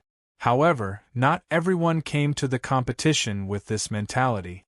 In the crowd, there were many arrogant and self-centered people in their own universe. They played a role similar to Yuan Luji. These people did not care about space-time disorder or the suffering of people. Among them, some could not stand Yuan Luji's arrogant behavior and were prepared to teach the Demon King a lesson. There were also some who were simply bloodthirsty and battle-thirsty. They lived for battle and came for battle. There were also some who only cared about pursuing their own cultivation realm. No matter how the world changed, they only wanted to find experts to test their tolerance. In short, this martial arts competition, as the Demon King expected, it was very interesting. When they came to a few hundred meters away from the stage, Xiao Tan pointed at the high platform in the distance and asked, "That is the stage of the martial arts competition, right?" "That's right." Ping Qingxing, who was walking in front of Xiao Tan, Sword Monarch, and Zhao Yun, replied, "This is the unparalleled martial arts stage that I personally built." The unparalleled martial arts stage that he mentioned was located on a level slightly higher than the ground of unparalleled plane. It was a perfect circle with a radius of 200 meters. The material of the stage itself was no different from the stones in the wasteland. However, after every battle, the stage would automatically restore itself in a very short period of time. The traces caused by the battle would be filled up. In addition, the entire stage was wrapped in a spherical barrier. The lower half of the barrier was like a bowl buried in the ground, while the upper half was like a dome that covered the stage. This barrier was more powerful than the Inferno River barrier around Guji City. Whether it was physical or mental interference, below a certain strength, it could not be penetrated. It not only ensured that the people below the stage could not secretly interfere with the outcome of the battle on the stage, but it also effectively prevented the people below from being accidentally injured by the fighters on the stage. "Okay, the 3 of you, I'll stop here. After a few seconds, Ping Qingxing said, "There will be more people in front. If others see you walking with me, I'm afraid it will cause misunderstandings." "A straight foot is not afraid of a crooked shadow," Sword Lord replied in a deep voice. "We're just walking with you. The three of us have a clear conscience. We're not afraid of being misunderstood as the claws of Yuan Luji." Hee hee. Ping Qingxing used his thunderous voice to laugh in a low voice. "Okay, then I'll take it that I'm overthinking. Goodbye." After saying that, he turned into a huge demonic aura and flew straight into the sky, heading towards Guji City in the whirlpool. Then, after Ping Qingxing left, Xiao Tan looked in the direction of the stage and said, "Let's go to the side of the stage and take a look?" "Yes." Zhao Yun nodded and replied, "I've already seen a few familiar masters. I was just about to go over and pay them a visit. I've also seen a few seniors. I want to go over and say hello," Sword Lord said. "Then I'll find a place and take a look," Xiao Tan continued. The three of them exchanged a few more words before heading in a different direction. Within a few hundred meters of the stage, there were spectators, or rather contestants. Most of these people had excellent eyesight. They didn't need to crowd around the stage like they did when watching an open-air concert. These people were basically in groups of 3 to 5, standing loosely on the wasteland, watching the battle from afar. Only a small number of people stood at the side of the stage, faintly forming a human wall that wasn't too tight. Sister Yu has really come in." Soon, Xiao Tan found Li Ruoyu's figure in the audience. Almost at the same second, Li Ruoyu seemed to feel someone's gaze. She suddenly turned her head and cast a cold gaze at Xiao Tan. Xiao Tan shivered under the glare. "How did you find me?" Intuition. So scary. He didn't know that the scary thing had just begun. "Hey, Wang Tangji." Suddenly, someone called Xiao Tan from behind and patted him on the shoulder. Before Xiao Tan recovered from Ruoyu's murderous stare, he was patted without warning, and that scared him. What? Who is it?" As he asked incoherently, he shook off his opponent's hand and abruptly turned around to retreat. "Haha. Don't be nervous, it's me." 7 Kills looked at Xiao Tan's reaction and thought it was funny. "What's wrong with you? Why are you acting like a frightened bird?" "Oh, it's you." Xiao Tan sighed in relief, but half a second later, he sighed again. "That's not right. It's you and I who should be nervous. What do you want? Are you going to attack me before we even get on stage?" 7 Kills shook his head with a smile. "What are you talking about? If I wanted to kill you off the stage, I could have done it when you were distracted. Why would I bother to greet you?" Because the man had a point, Xiao Tan had nothing to say. "Don't worry," 7 Kills said straightforwardly. "The martial arts competition has a rule that no fighting is allowed off the stage. Those who break the rule will be disqualified and kicked out." He pointed to the sky. "After all, this is Guji City. Thousands of demonic soldiers and generals are right above us, and they can descend from the sky at any time. Even those godlike people around us don't dare to fight, so how would I dare to do it off the stage?" Oh. This time, Xiao Tan was really relieved. By the way, where did you learn about the rule that no fighting is allowed?" "The rule is on the stone tablet over there." As 7 Kills said that, he raised his finger to point at a giant rock about 50 meters away from the edge of the stage. "Let's go. I'll go with you to take a look, and I want to talk to you."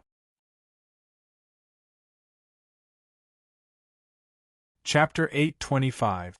The fight is over. When Feng Bujue arrived at the venue of the martial arts competition, there was a battle going on in the ring. The copper lion statue next to the ring used a beastly tone to announce the end of the battle. The winner is Yagyu Kenkage. The loser is Sanada Yukimura. This was a fight that ended with a surrender. Sanada knew that he was not as strong as Yagyu, so he chose to give up.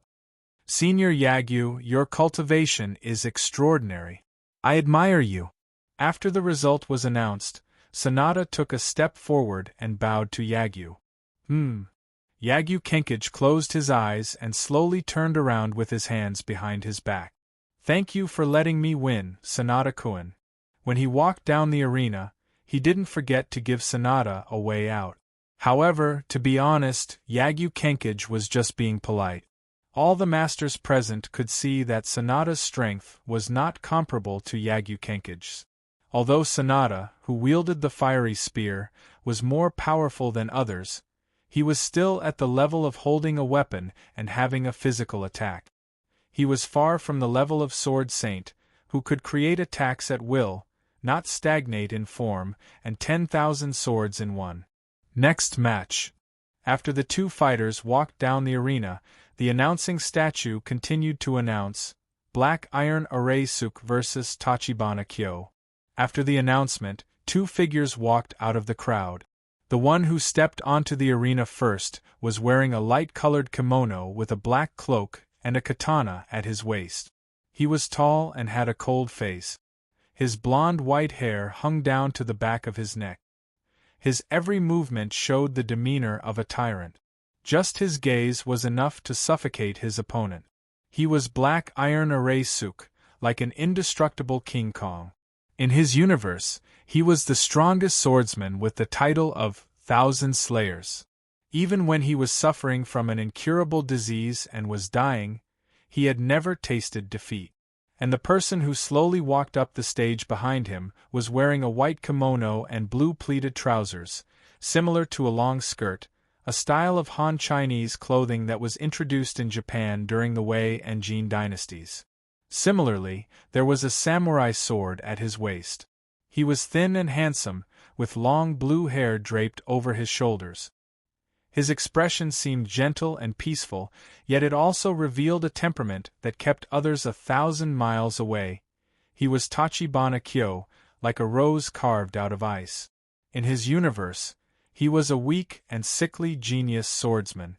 Even though he was suffering from lung disease and was nearing the end of his life, he still carried his sword and traveled alone. For the love of his life, he went to find the ultimate flower that grew in the depths of the demon world. Holy **T. Feng Bujue, who was standing below the stage, couldn't help but complain as he watched the two men walk onto the stage one after another. They actually put these two sick old men together. This is going to be a good show. Brother Ju was not the only one who was interested in this show. At this moment, 12 Regrets, Windmark, Yagyu Jianying, and all the other swordsmen present had sensed the sword intent from the two people on the stage. It could be said that a soundless and formless battle had already begun. Rain. At this moment, among the spectators, a person who always liked to remain silent opened his mouth. What do you think of this battle? The person who asked this question was Windmark. His tone was like a teacher who was testing his student. Victory or defeat can be decided within 3 moves, and life or death can be decided within 1 breath. Ruoyu answered his question almost without hesitation. Windmark heard her words and muttered. The expression on his face didn't change, and he didn't make any comments on Ruoyu's words. However, Ruoyu could feel that Teacher Feng was very satisfied with this answer. Just as they were talking, the two people on the stage had gradually approached each other. When they reached a very subtle distance, they stopped at the same time. I'm Black Iron Array-suk from the No Treasure School. Black Iron Array-suk stood upright and looked at Tachibana Kyo, who was slightly shorter than him. I'm Divine Dream One Blade School, Tachibana Kyo. Tachibana Kyo looked at his opponent's bold eyes with a calm expression and replied indifferently. After the two people introduced themselves, they fell into silence again. He's not affected by my momentum at all. He's as calm as water. What a terrifying guy. A few seconds later, Black Iron Array-suk said this in his heart. He's impeccable from head to toe. He's like a sword ghost. As a swordsman, It's my fortune to be able to fight with such a person. Tachibana Kyo also gave his opponent a very high evaluation in his heart. Pa, the two people's hands grabbed the hilts of their swords almost at the same time. I've died once. Before he made his move, Black Iron Array Suk broke the silence. I've also died once, Tachibana Kyo continued. I didn't die under the sword. I didn't die under the sword either. Sad. Lamentable. In this different space, I got a second chance. This space-time gave me a second life. I want to defeat Ryoluji and use my sword to expand the unparalleled path and rule the world. I want to defeat Ryoluji, correct space-time, and return to the side of my true love. Those who oppose me will die. Those who block me will die. That was all they had to say. From this second onwards, they were no longer people, but the incarnations of swords. The sword's hum was their language, the sword technique was their wisdom, and the sword intent was their will. Screech, the overlapping sounds of blades being unsheathed announced the start of the battle. Tachibana Kyo was an expert in Aido, a technique that instantly drew a sword to slay the enemy. The instant he drew his sword, he used his ultimate move. His figure flickered, and he instantly slashed out with the dream of the afterglow. On the other side, after Black Iron Array Suk drew his sword, he remained motionless. The unparalleled under the heavens, swordsman's expression turned cold in the face of the miraculous Aido technique in front of him. Exhaustion and tiger piercing were two moves in an instant. They were launched later but arrived first. Ping, the two swords clashed and the wind and sand rose. The two shadows intersected and a bloody mist rose. Victory and defeat, life and death, would be decided in these three moves. In one breath, the result would be decided. A moment later, a breeze blew, and the murderous aura dissipated. Fresh blood gushed out from Tachibana Kyo's left lung because there was an additional hole there. Black Iron Array Suk's chest also spurted out blood because there was an additional cut there. The two swordsmen fell at the same time. The battle is over. The bronze lion statue's voice rang out. The losers, Black Iron Array Suk and Tachibana Kyo. In the past few days, there weren't many people who had fought to the point where both sides were heavily injured or even perished together, but there were still some. Unfortunately, in this battle, there was no such thing as a tie. If they fought until the end and both lost consciousness, then they would both be judged as losers. Next match. This time, the statue did not wait for the two to leave the stage and directly announced, from Mad Dragon's Laughter against Fong Bujua. Chapter 826. On the other hand, the fierce battle on the martial arts stage was imminent, and the undercurrent in Guji City was also turbulent. However, when Ping Qingxing returned to the Demon City, he met his nemesis as soon as he entered the city gate. "Uncle over there." A soft female voice suddenly came from behind Ping Qingxing. "Recently, you seem to be very busy." Ping Qingxing didn't need to look back to know who was talking, so he just sneered. "Humph, are you spying on me? Dodgy." "Ha!" Dodgy smiled charmingly, walked forward with light steps, and walked to the front of the strange monk. "I am not interested in you, a monk. If I want to spy on you, I'd rather spy on handsome guys like Zhou Yu or Ase Nagamasa." Dodgy in the unparalleled Orochi series was a demon fox. She wore a gorgeous moon crown on her head, and her purple hair was braided into several long braids that hung down to her shoulders and the back of her neck. Her face was delicate and youthful, and there were two sharp fox ears sticking out of her hair. She wore a corset, and her curvaceous figure was a panoramic view. Her legs were dressed in fine silk stockings, and her arms and waist were wrapped in light gauze. She didn't have boots on her feet, and a pair of fox feet were directly exposed. "You didn't answer my question." Ping Qingxing wouldn't be led by the nose by Dodgy, and he pointed out the intention of the other party to change the topic. Ping Qingxing, Why do you ask when you already know the answer?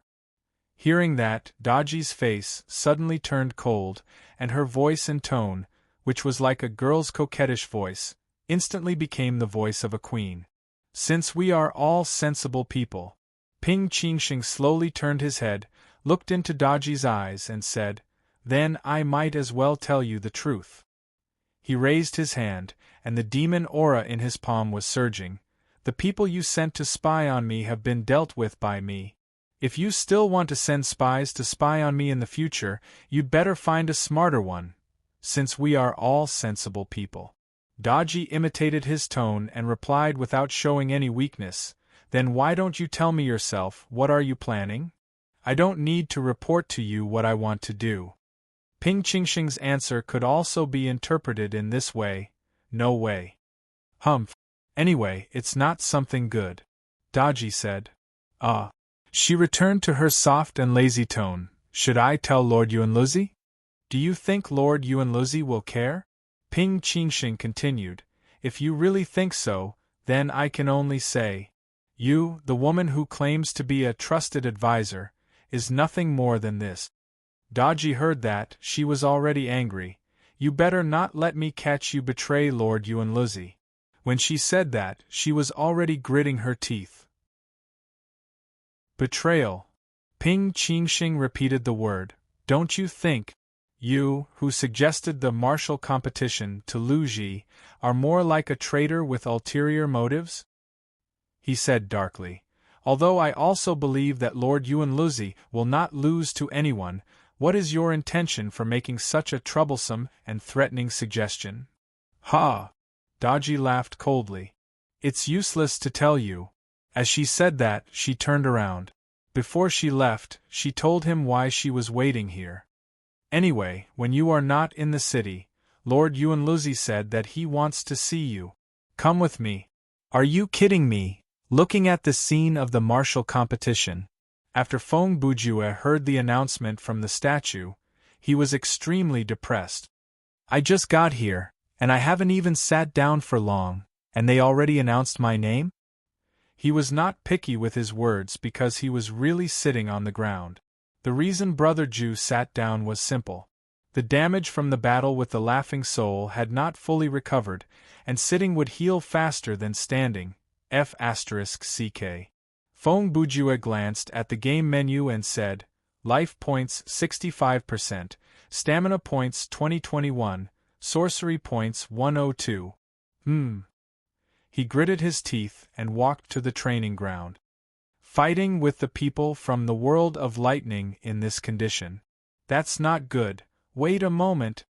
At this moment, someone suddenly shouted loudly and leaped onto the stage. The man was 9 feet tall, with a beard that was 2 feet long. His face was red, his lips were painted, and his eyes were sharp. He was wearing a simple green robe with flowers, a lion belt, and a pair of qilin boot. He was holding a green dragon crescent blade. There was a saying that went, ambition will last forever, and heroism will last forever. Who else could be more loyal and courageous than the Emperor? Who else could this peerless hero be but Guan Yunchang? Everyone. Guan Yu looked around the stage and said loudly, the dead should be respected. First, let me bring the two of them down from the stage and then, cough. At that second suddenly, Otetsu Shisuk, who was lying on the stage, coughed and said in an unfriendly tone, Who did you say is dead? Cough. Cough.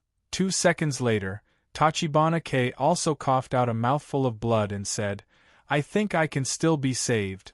Guan Yu was stunned and thought to himself, so, none of you are dead, after all. Guan Yu was a loyal man.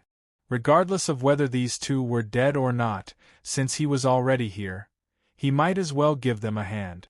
Therefore, Guan Yu grabbed the 2 swordsmen who were vomiting blood with one arm. In their own universe, as long as they appeared, they would cough up blood, but it was never because they were cut by others. It was all because of their tuberculosis. Then, Guan Yu grabbed them and dragged them out of the arena. He had only walked about 10 meters when 4 people surrounded him. Guan Yu glanced at them and realized that there were 3 familiar faces, and the last stranger was a young girl who was dressed strangely. General Guan, I know a little about medicine. If it's convenient, let me take a look at them.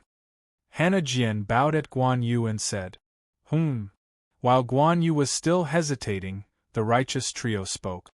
Master Guan Yu, don't worry. Master Hannah is a very reliable partner. That's right. My leg injury was treated by Lord Byrne. His medical skills can be said to be miraculous. Master Guan Yu, let me help you put them down. I see. Guan Yu trusted the 3 youths before him. Since they said that Hannah Jian was trustworthy, then there should be no problem. Therefore, Hannah Jian started to treat the 2 swordsmen who had been eliminated. I believe everyone has seen through her strategy in this scenario. Hua Jian knew that in a head-on fight, a player with a medical mastery who had just reached level 40 would not be a match for the others. It was impossible for her to enter the final roster of the martial arts competition through fighting. Therefore, her plan was to use the opportunity to gain as much help as possible from the NPCs while ensuring her own safety. When the situation changed, she would have the chance to win. She wants to use the power of the NPCs to fight against us? After this small interlude, Feng Bujue, who stepped onto the stage, could not help but look at Hannah Jian. He thought to himself, that's the right choice. This is the only strategy that can help her win. If it were me, I would have done the same. Just as Brother Ju was distracted by his thoughts, his opponent had already jumped onto the stage from across from him. Ha ha ha ha ha! As soon as Mad Dragon appeared, he let out a creepy laugh that made people shudder. Then, he said in a deep voice that contained his inner strength, Who in the world is the Mad Dragon? Only I look down on the emptiness of the martial world. With a laugh, I turn the world upside down. Mad Dragon is the king. After he finished reciting the poem, he stood still. Mad Dragon laughed. He had a head of green hair that fell to his chest. The hair behind his head was twisted into a giant whip, like a dragon's tail. His hairline was similar to the Scion Prince's. He looked bald, but his bulging brow bone, the strange green lines on his face, and the beard on his chin all made him look evil. In terms of clothing, he wore a white robe with a black coat. The coat was decorated with many green scales. His weapon, the reverse scale, was on his back. It was a chain with sharp teeth. Haha! Not a bad poem. Feng Bujue silently put on the smiling face and laughed drily. You are worthy of the word mad. Ha ha ha! Mad Dragon laughed again. Who do you think you are? Do you think you are qualified to comment on me? You don't even know me, yet you are so proud of yourself. You are laughing like an old hag in a transvestite shop. Feng Bujue would never lose to anyone in a verbal battle. Tell me, are you stupid or cheap? Little dragon, huh? Mad Dragon's laughter stopped. His eyebrows were furrowed with anger. Of course, you and I both know it. You are not stupid. Not only are you not stupid, but you are also very smart. Feng Bujue said, so, the answer to my question is already clear. Ha! Ha ha ha ha! Mad Dragon laughed again, but this time the meaning of his laughter was completely different from before. You seem to know me very well? It's okay. Feng Bujue answered.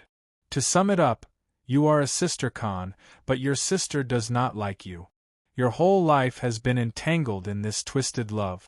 Everything you have done is filled with contradictions.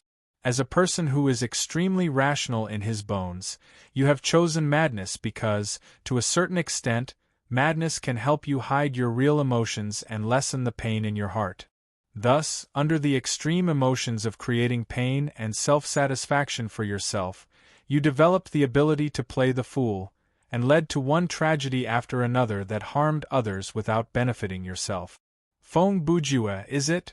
At this point, Mad Dragon laughed and his face turned serious. Okay, I will remember your name. As he spoke, his hand reached toward the reverse scale behind him. What do you mean you will remember my name? Do you think you are Chi Tiendi? Feng Bujue replied in a lazy tone. I can take down 25 people like you in 1 second. Admit your mistake now and admit defeat. Perhaps I will spare your life. Ha! Mad Dragon laughed wickedly and rushed forward. Kid, do you think I can't tell? You are just stalling for time. Before he finished, the cold light was already there. Feng Bujue tapped his feet lightly and turned his body to evade. With the zero-time difference calculation ability, it was not difficult to dodge this move. It is useless to try to be mysterious. Mad Dragon's next attack followed. If you are really much stronger than me, why are you wasting time with me? Ding ding. The sound of the chains rattling brought out another round of attack. The fangs flew over, cutting through the wind and waves. They formed an arc and covered more than half of Brother Ju's body. TSK. He did not lose his mind after mocking him like that. Feng Bujue jumped up and grumbled softly. As expected, those who pretend to be crazy are the clearest. He went up, huh? Mad Dragon saw Brother Ju jump into the air and smiled. Then it will be easy. Mad Dragon, who was wearing the keen sense tassel, a divine artifact that could strengthen the 5 senses and make the mind clearer, but it would greatly affect the mind, was even better than Xiao Tan, who was using the eagle vision. In the battle, he could predict the enemy's move. Frightening Dragon Strike. Facing Feng Bujue, who jumped up, Mad Dragon's sword move was like an evil dragon soaring into the sky. Too naive. Feng Bujue shouted. In this battle, he spared no effort in provoking. Jeppo Lightning. Similar to Rankyaku, Feng Bujue had derived various uses of Jeppo through repeated practice. For example, this move was a skill that made the whole person move along a zigzag path by jumping 3 times in a row. Who's the naive one here? Mad Dragon's strength and fighting talent were not to be underestimated. When he saw Brother Ju's movement, he knew that his opponent wanted to break his attack and counterattack. Therefore, he immediately waved his sleeves and controlled the chains in the sky to twist and form a chain net, blocking Brother Ju's path of advance. You won't let me pass, huh? Feng Bujue saw this and stopped in time. He jumped again in the air. Then I won't come over. Here are 2 gifts for you to play with. After saying that, he took out 2 grenades and threw them at Mad Dragon. The 2 grenades passed through the gap in the chain net and fell to Mad Dragon's side. Although the latter did not know what the 2 grenades were, he could guess that they were some kind of offensive weapon. Therefore, ha! Mad Dragon breathed out and activated his fierce move. Mad Dragon's Roar. An invisible force wrapped around the grenades in the air like a bamboo hat. The moment it came into contact with the grenades, the impact caused them to explode. Boom! Boom!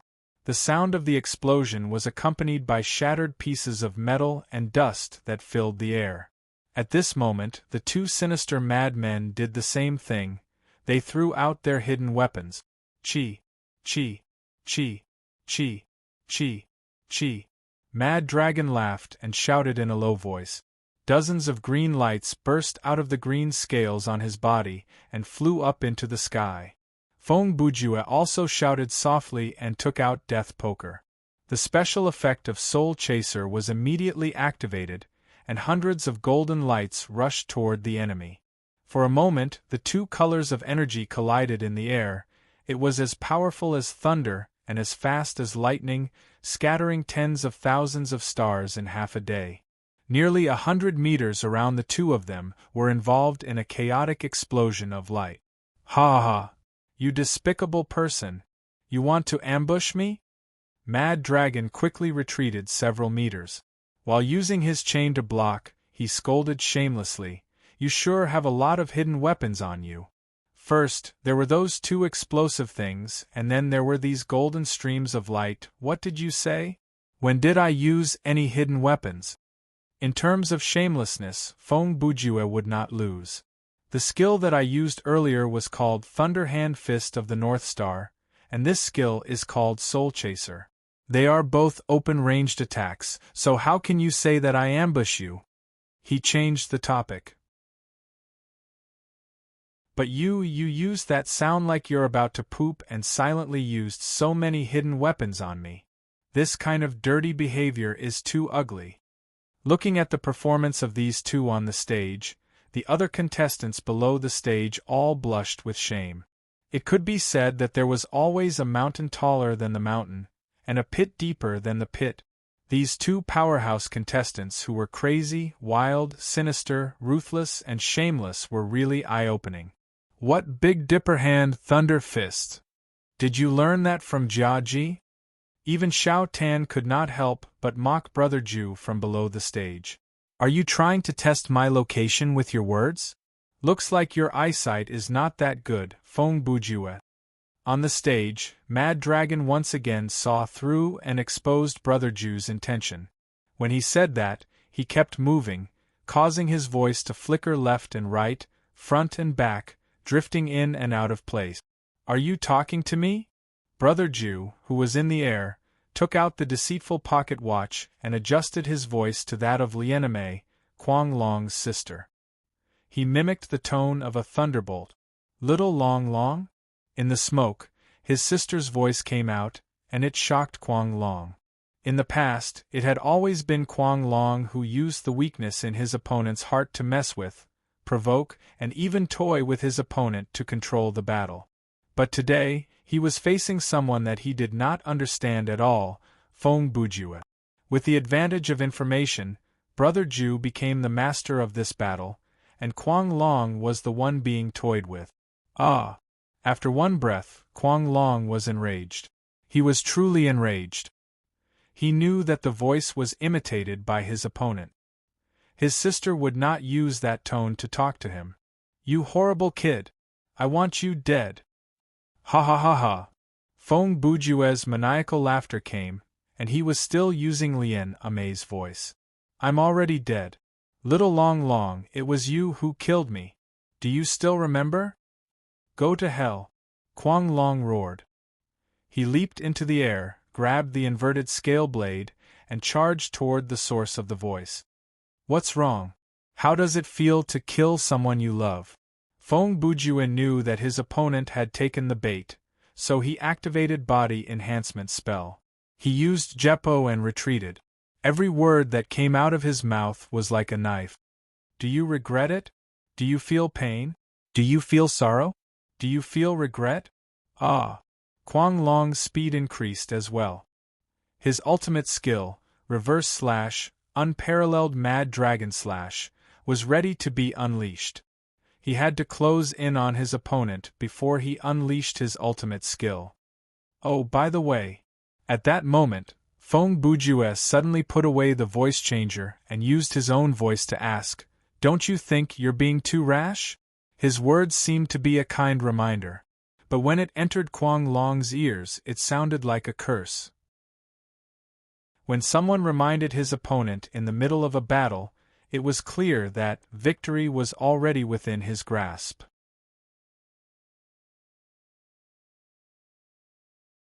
Chapter 8:27. Ha! Mad Dragon locks the pass. Mad Dragon laugh. He was shocked by Brother Ju's words. Rationality once again took over his mind. His earlier impulsiveness disappeared and was replaced by calmness and quick reaction. His body froze and he switched from offense to defense. He controlled the reverse scales to surround his body. At the same time, he shouted and released his vital energy into the surroundings. One was to test the enemy's location, and the other was to disperse the smoke. Damn it! I almost fell into his trap, Mad Dragon thought as he did. This kid's foundation and kung fu are unpredictable, but I can see that. He is not fighting me in his best condition. He kept provoking me to make me finish him quickly. While he was thinking, his eyes darted around, searching for Brother Ju's figure in the surrounding light and shadow. Fighting with him in such a chaotic situation is exactly what he wants. Thinking about this, Mad Dragon had a new strategy in his mind. Humph, actually, he should be the one who is anxious. I don't need to fight him in close combat. I only need to choose a place with a wide view, defend, restrain, and wear him down. When his physical strength is almost exhausted, he will become agitated. Then, I will provoke him and bait him into killing me. The plan was set, and the smoke and dust dispersed. Mad Dragon's laughter rose again. Wahahaha! Feng Bujue, I really have to thank you for your reminder. However, his laughter quickly came to an abrupt end. Mad Dragon looked around and then looked up at the sky.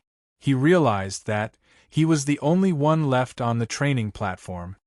Where did he go? At this moment, below the platform, there were several people with high cultivation. Their expressions changed slightly. Among them was Windmark. The winner has been decided.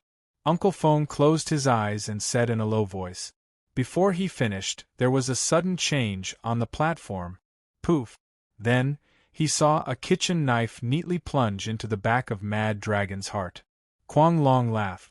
The leader of the sinful pit, who had an extraordinary cultivation base, was unexpectedly stabbed in the back like an ordinary person, and his defense was easily broken.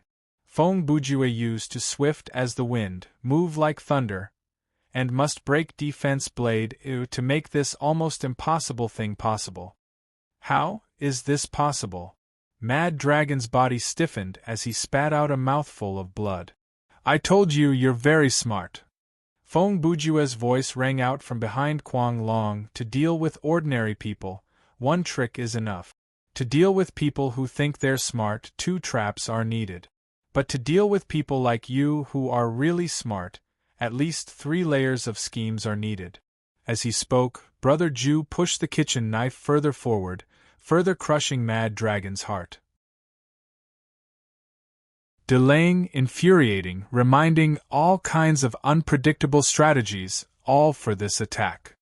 You! Wild Dragon was speechless. His shock and anger had already surpassed the scope of what words could describe. Quick? Or a tug of war? This question that you've overturned and reconsidered several times is not important in itself. Feng Bujue continued, the important thing is, you've once again considered this unimportant question. He smiled evilly. When you changed your mind for the 3rd time, you chose to wait.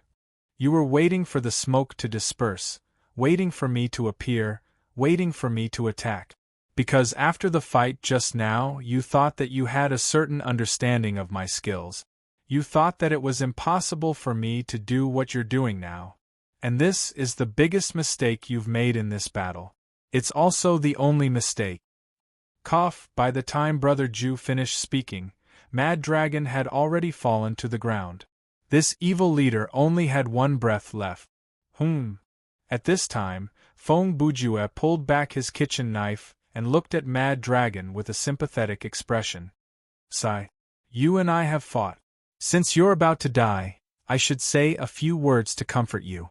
He paused for half a second before changing the topic. I'll keep this short. There are 2 things. 1, I plan to gouge out your eyeballs and eat them. 2, even if you die, you won't be able to see your sister. Ha. When he said that, Feng Bujue's expression turned from sadness to joy until he started to laugh maniacally. Mad Dragon's laughter was stabbed by these words, and he died with his eyes wide open. The battle is over. The moment Mad Dragon took his last breath, the beastly roar from the announcing statue started again. Winner, Feng Bujue. Loser, Mad Dragon's laughter. Feng Bujue did not go back on his words. When the statue spoke, he put away the kitchen knife and took out Belle's daily knife. He started to gouge out his opponent's eyeballs. Seeing this scene, the righteous people around the arena either cast sidelong glances, or were surprised, or glared angrily, or shook their heads and sighed. Even some of the villains who were known for their cruelty, as well as those who were both righteous and evil, also showed a dignified or disgusted expression. What the f***ck? Is there a need to go to that extent? 7 Kills, who was below the stage, used a complicated gaze to look at Brother Ju on the stage, and mumbled softly. Brother Ju must have a purpose for doing this. Xiao Tan, who stood to the side, heard that and added, "But what the actual purpose is, I'm afraid it's not something normal people like us can figure out." If we're talking about a purpose. 7 Kills turned around and narrowed his eyes at Xiao Tan. Personally, I think there are 3 possibilities. Oh? What 3 possibilities? Xiao Tan asked. First, he has a fetish for necrophilia. Second, he has a fetish for necrophilia. 7 Kills said seriously. Third, he wants to use this method to intimidate the people below the stage, to pave the way for him to use some kind of dirty trick in the next battle. Xiao Tan heard this and felt that 7 Kills' analysis was quite reliable, so he said thoughtfully, "I think the third possibility is slightly more likely." Hey! The first 2 hypotheses are obviously jokes, okay? 7 Kills looked at Xiao Tan's serious expression and broke out in cold sweat. Could it be that your crazy leader has shown some kind of fetish for necrophilia? Before answering this question, Xiao Tan was stunned for a few seconds. In those few seconds, many images flashed before his eyes.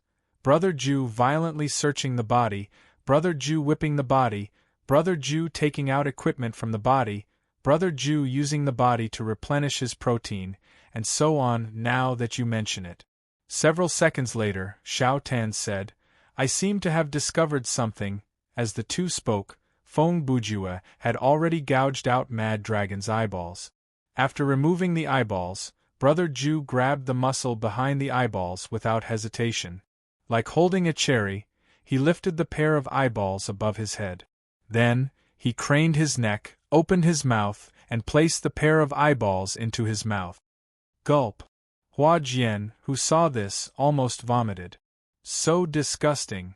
Her comment was pertinent, and that was what most people below the stage thought. However, Roy Yu actually revealed a cold smile at this moment. This is indeed his style. At the same time, on the stage, Feng Bujue had already started to chew on the eyeballs. Since the knife had the special effect of eating after cutting off the head, he was not worried that he would get a stomachache. As he ate, he showed an expression of savoring. Seeing the juices and blood spurting out from his mouth, the audience felt goosebumps all over their bodies. Actually, Brother Ju's intention was quite obvious.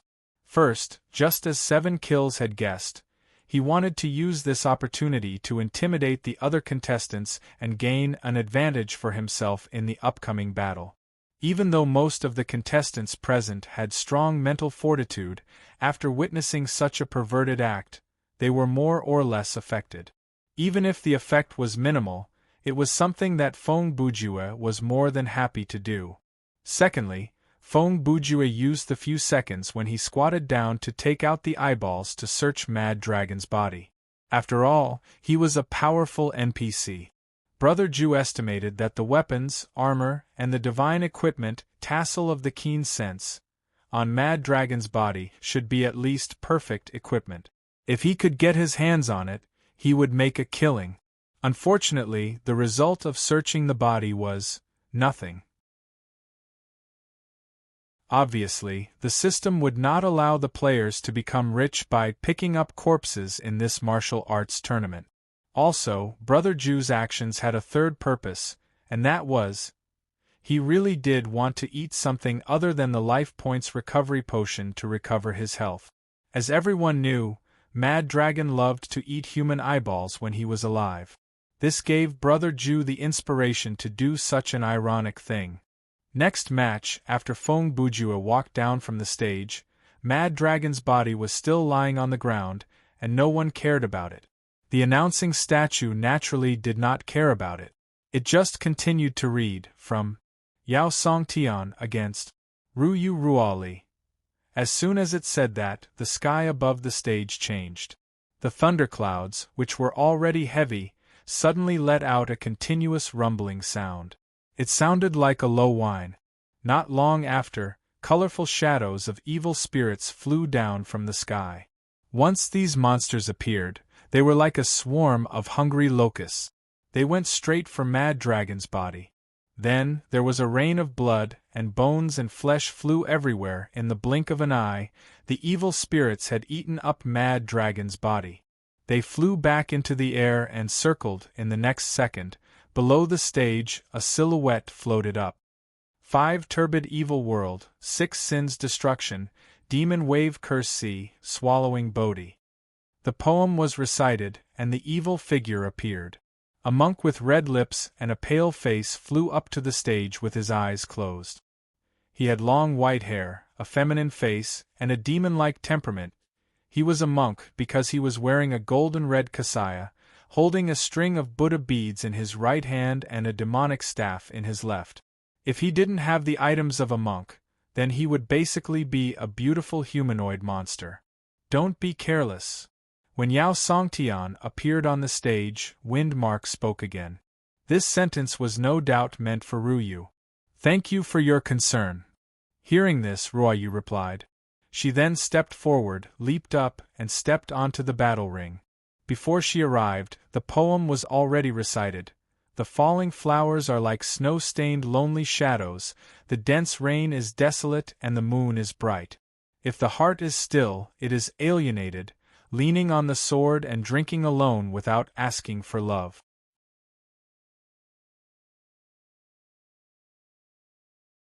Chapter 8:28. The poem ended, and the figure arrived.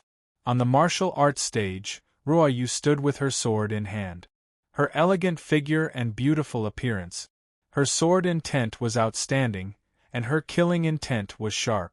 Although the peerless warriors present didn't recognize this unfamiliar female swordsman, they could tell from their feeling that this female swordsman was definitely a top-notch expert. Ruyu Ruali, is it? As for Yao Songtian, he still had his eyes closed, pretending to be unfathomable. Another swordsman. A hint of disappointment appeared on his face. You are not my match. Admit defeat while you are still alive. When Ruyu heard this, her face darkened and her voice was cold. You're just an evil spirit. How dare you be so arrogant? Yao Chongtian didn't expect this nameless junior to speak to him like this. What an arrogant swordsman. Since you don't know what's good for you, then let me test your ability. The two of them exchanged a few words, and their swords were drawn. Their killing intent was obvious. A battle of life and death was about to begin. However, before the battle, let's introduce the strength of the two sides. First, let's talk about Yao Chongtian. This evil spirit demon monk was a member of the Evil World Buddha, an evil spirit organization in the Death Realm, one of the alternate dimensions in the world of lightning. Please note that he was only a member and not one of the 11 heavenly taboo, the 3 great sects of destruction, or the 3 great evil spirits. All of the above were existences with higher status and strength than him in the evil world stupa. Their leaders, the dual bodies of Buddhism and Karma, Tian Chi Jia and Love Calamity Rong, might not even recognize him. In terms of Yao Chongtian's position in his universe, he was probably not much different from the Flood Dragon. However, he was a character who was destined to be recorded in the history of the world of lightning. This was because he once said, Qi Tiandi isn't bad. Who was Qi Tiandi? He wasn't human at all. He was the founding demon emperor of the alternate demonic world, the #1 martial god of the heaven realm, the god of destruction and regeneration, and one of the creators of the world of lightning. Abandon had appeared in 26 episodes and fought more than 10 battles. Almost every battle was a crushing victory. Whether it was the Lord of Knowledge Realm, the War God of Demon Dimension, the Sword Saint, the 3 Innates, or even the ultimate combination of one-page book and wind mark, none of them were his match. Furthermore, until his spiritual sense returned to the heaven realm, Qi Tiandi had never dodged a single attack. Faced with all the moves, he took them all head-on, no matter if it was a one-on-one or a group fight. Making Abandon shed a single drop of blood was as difficult as ascending to the heavens. On the other hand, it was very easy for Abandoned to kill people. However, anyone who took one of his attacks head-on, usually one attack, no matter how powerful they were, would either die or be injured. Looking at Yao drowning Tian. Who was he? He wasn't human either, but he was just an evil spirit who had gone astray on the path of seeking Tao. From the moment he appeared to the moment he received his lunchbox, it had only been 17 episodes. Although Qi Tiandi had only appeared in 26 episodes, Qi Tiandi's appearance had already set up the length of at least 2 dramas. Moreover, he played an extremely important role in those 26 episodes, as if he was the main character. Yao Tiandi had gone through countless battles, big and small, but had yet to win a single one. Among them, the most thrilling battle was undoubtedly the one with Qi Tiandi. At that time, Qi Tiandi had raised his left hand slightly, and demonic energy had shot up into the sky and pressed down with overwhelming force. Seeing this, Yao Songtian fled without hesitation. When he fled, he spat out a few mouthfuls of blood and left a few vicious words. It was after this battle that Yao Songtian calmly told his superior the unimaginable famous line when he was talking to him. To make an analogy, it was like a weakling who had failed in sports since he was young saying arrogantly, "Bruce Lee, not bad." As a minor character who was almost insta-killed, he could say such a line with an arrogant tone. Yao Songtian was indeed worthy of the title of going against the natural order. Then, let's talk about Ruoyu. Since she has recited the poem, I'm sure you've guessed it. That's right. Not long ago, Ruoyu created a poem in a certain scenario and used it as an opportunity to obtain her sorcery weapon.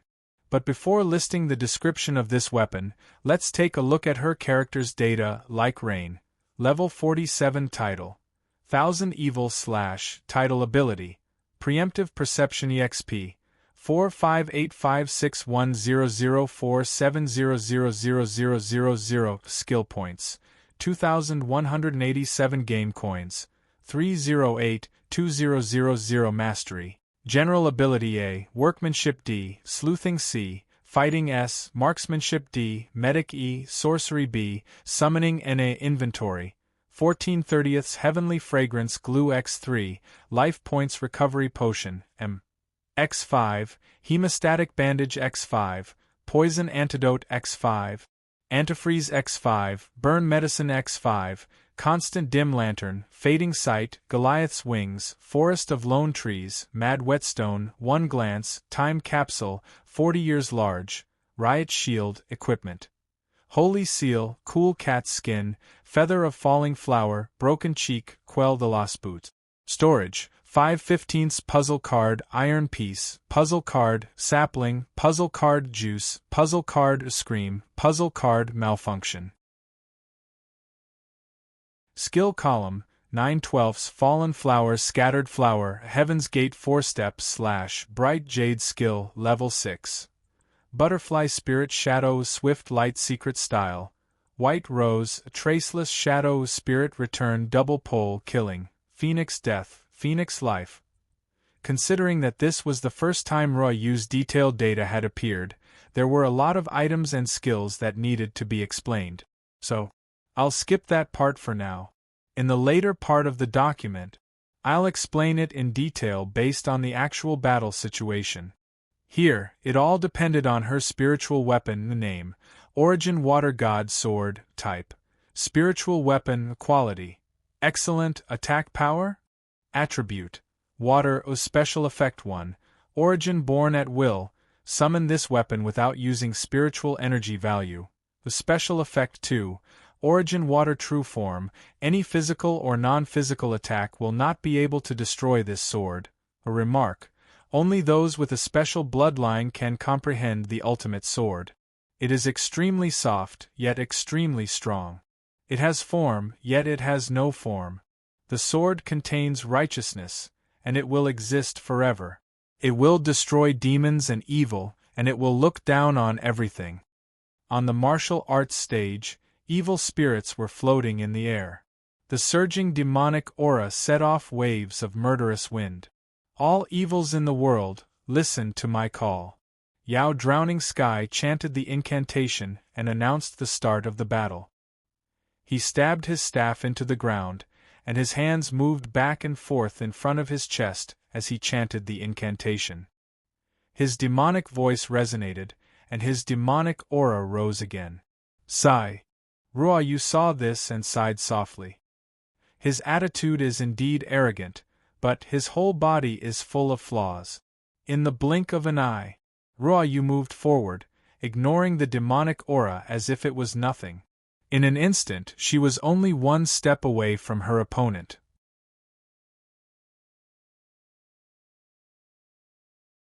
Chapter 829.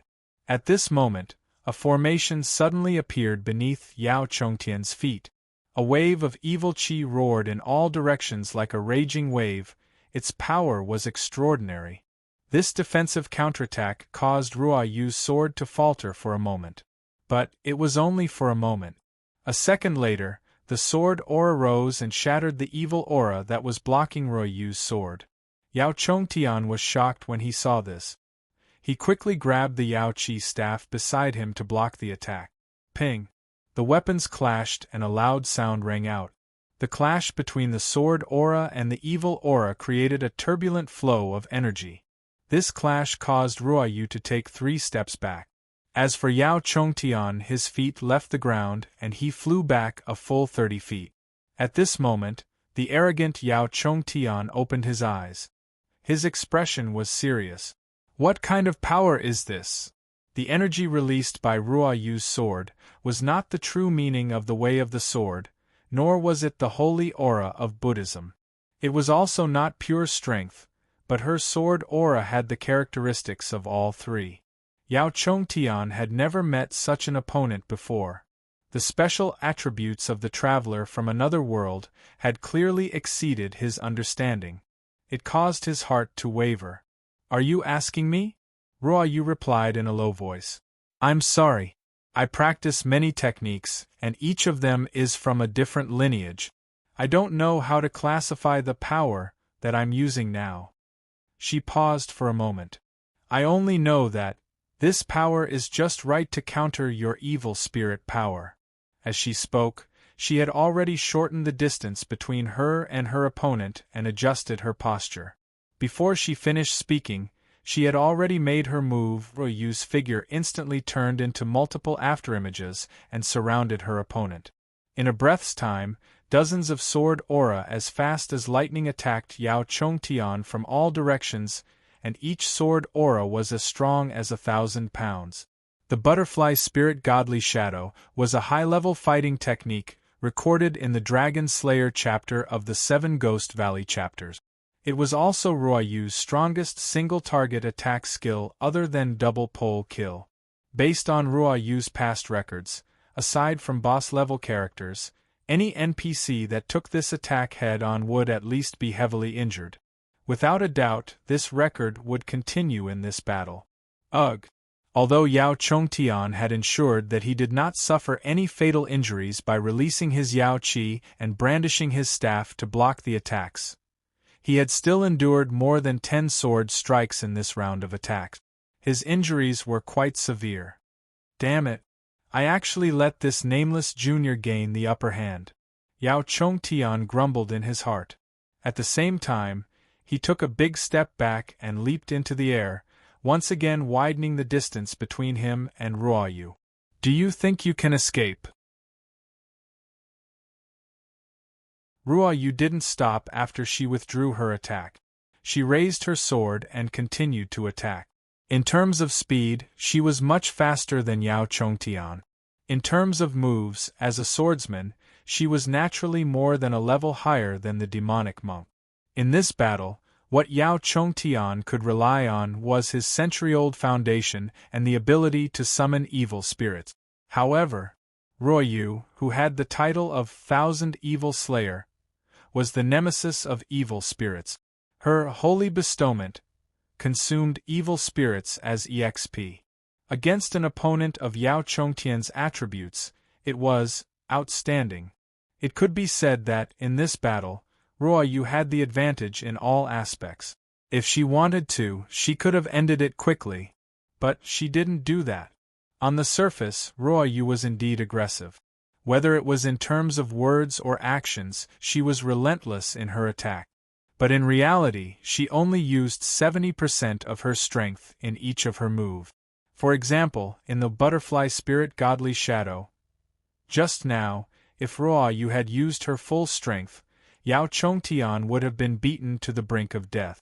There was only one reason why she had secretly held back and created this kind of aggressive illusion, and that was, "Junior, don't push me too far." On the other side, Yao Chongtian, who had seen Ruoyu chase after him with sword in hand, quickly formed a demonic seal in the air and roared, "Evil spirits of the world, heed my call." With that roar, the evil spirits circling in the air rushed down towards Ruoyu. Humph! Ruoyu saw this and snorted coldly, the corners of her mouth rising slightly. In that instant, there was only one person in the entire martial competition venue who understood the meaning behind her expression. So that's how it is. Feng Bujua looked at Ruoyu in the arena and thought to himself, she wants to use Yao Chongtian's ability to summon evil spirits to increase the number of spirit-severing saint bestowments. When he thought of this, he smiled faintly. She's maximizing the benefits while holding the advantage. She's not arrogant when she has the advantage, but she's not rash when she has the advantage. Such strategy, such calmness, if she were in any other society, she'd be more than qualified to be a captain.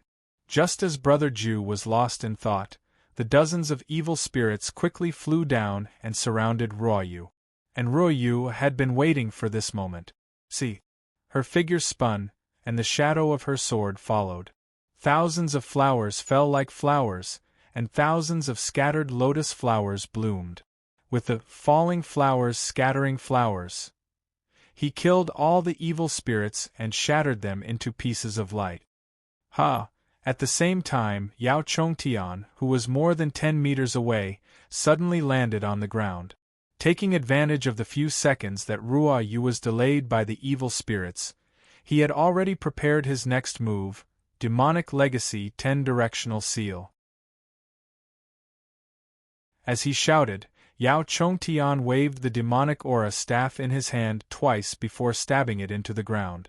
In the next second, he retracted his arms, crossed his palms, and pushed them forward. In an instant, 10 layers of evil energy flew out from his palms in the shape of a swastika. They soared into the sky and fell towards Ruoyu. Ignorant swordsman, prepare to die. After unleashing his ultimate move, Yao Chongtian immediately declared that he would kill her.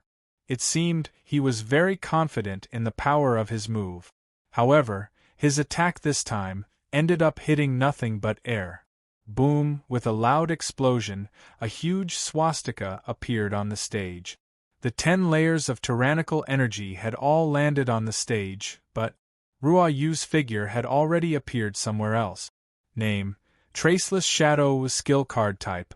Active, permanent skill type. Combat effect. At the moment of being attacked, perform a high-speed movement cooldown, 3 minutes. Can only be activated when being attacked from a distance. There must be a trajectory between the target and the location. Consumption: 300 stamina points. A learning requirement. Combat Mastery. A remark. Created by Hero Sure, known as the Shadow Reaper. Hero Sure's Qinggong is outstanding, and he is a righteous man. He has been a hero all his life, eliminating evil and bringing peace to the people. But he was born with an extremely common face, and his presence was extremely weak. Other than his wife and children, no one could remember what he looked like, and no one could even remember his name. So, people have been calling him Hero Sure.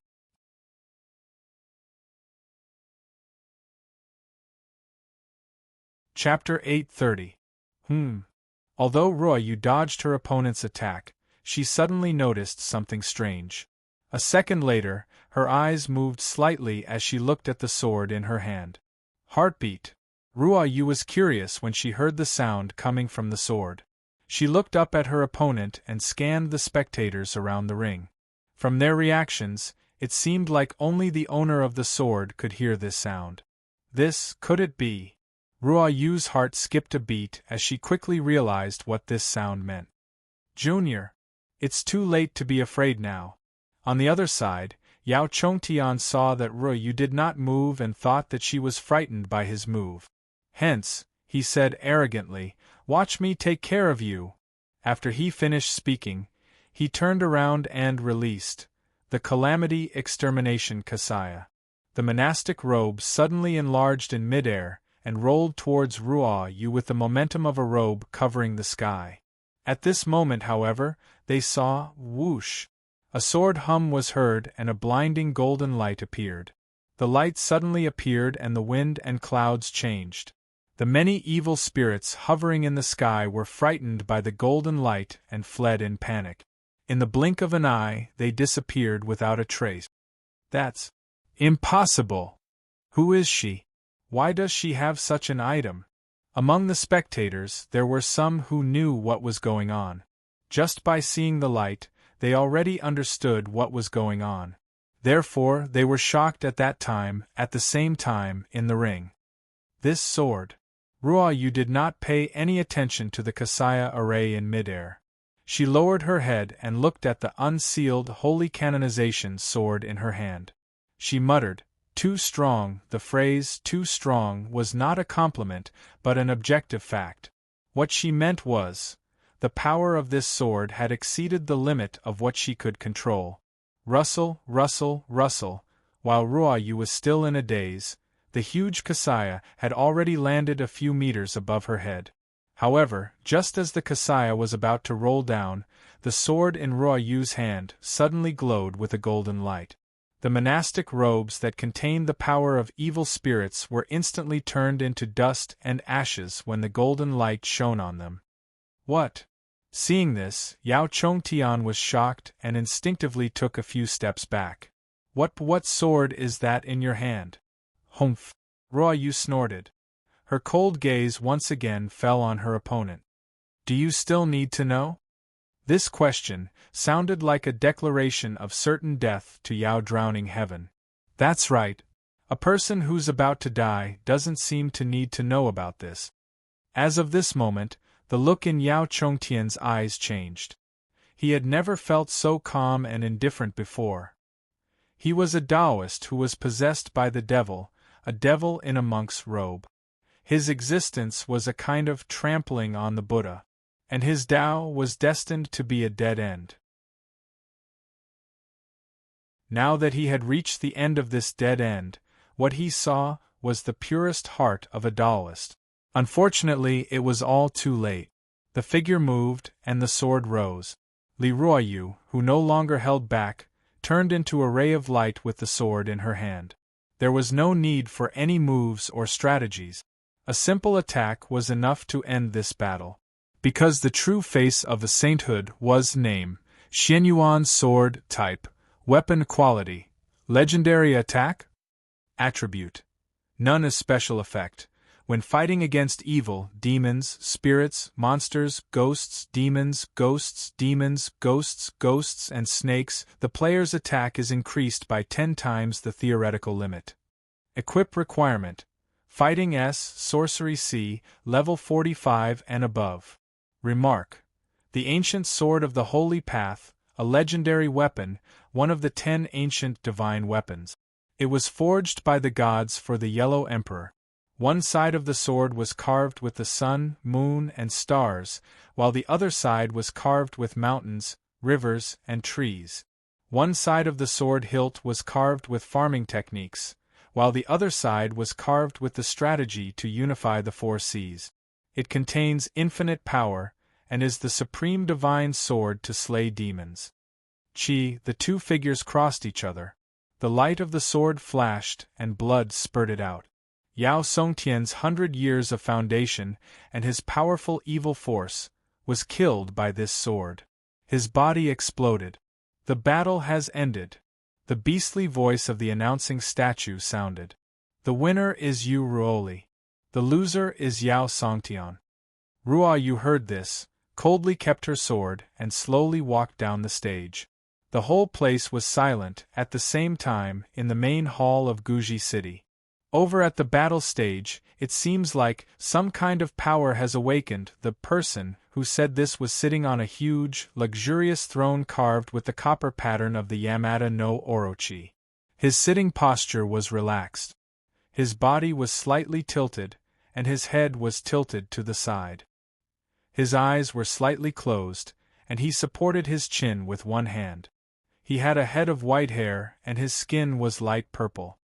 His whole body was covered in black python scale armor. He was not wearing it, but a part of his body. He was tall, and his presence was intimidating. He was the one and only Lu Ji who existed in this unique scenario. He was the one and only Lu Ji who could transcend space, superdimension, and truly invincible. His short name was Yuan Lvg.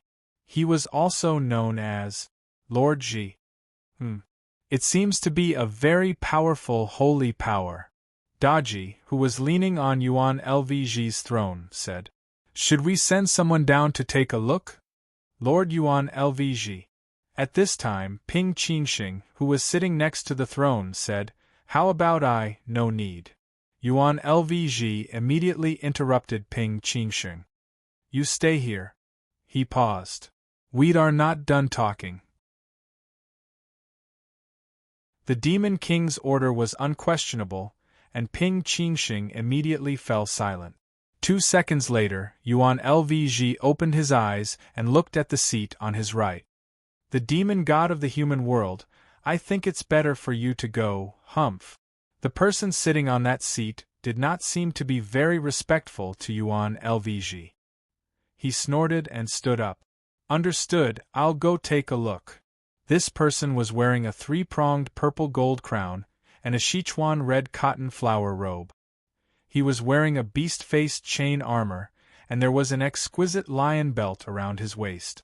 There was a saying that the appearance was magnificent, and the eyes of a tiger were better than Panan. He had been practicing martial arts since he was young, and he had won the title of bravery. With thousands of soldiers and thousands of horses, how difficult would it be to take something from his pocket? A fine horse with a tiger's wings on a red rabbit, and a halberd with a heavenly halberd would scare away the enemy's courage. He looked around and laughed. The heroes of the world were all in vain. The demon god of the world, other than Lu Fengxian, who else could it be? Lu Bu. Before General Lu went far, Yuan Lvg said, "Since you want to go down, why don't you go to the martial arts competition to play?" Lu Bu turned around. "What do you mean?" "This king," Yuan Lvg replied. "I'm looking forward to you, and I hope you can join the ranks of those who challenge me." "Heh!" Lu Bu laughed. "Okay, that's exactly what I want." Presumptuous. Ping Qingxing stood up and glared at Lu Bu. "You want to rebel?" Whoosh. Before the strange monk finished his words, a huge scythe came through the wind, and the blade stopped right in front of his neck. "Sit down."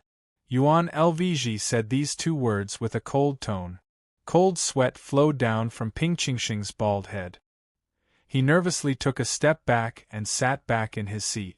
After a moment of silence, Yuan Luji threw "seamless," the name of his giant scythe, on the ground and said with an accented voice, "People who have never sincerely pledged allegiance to me, how can there be betrayal?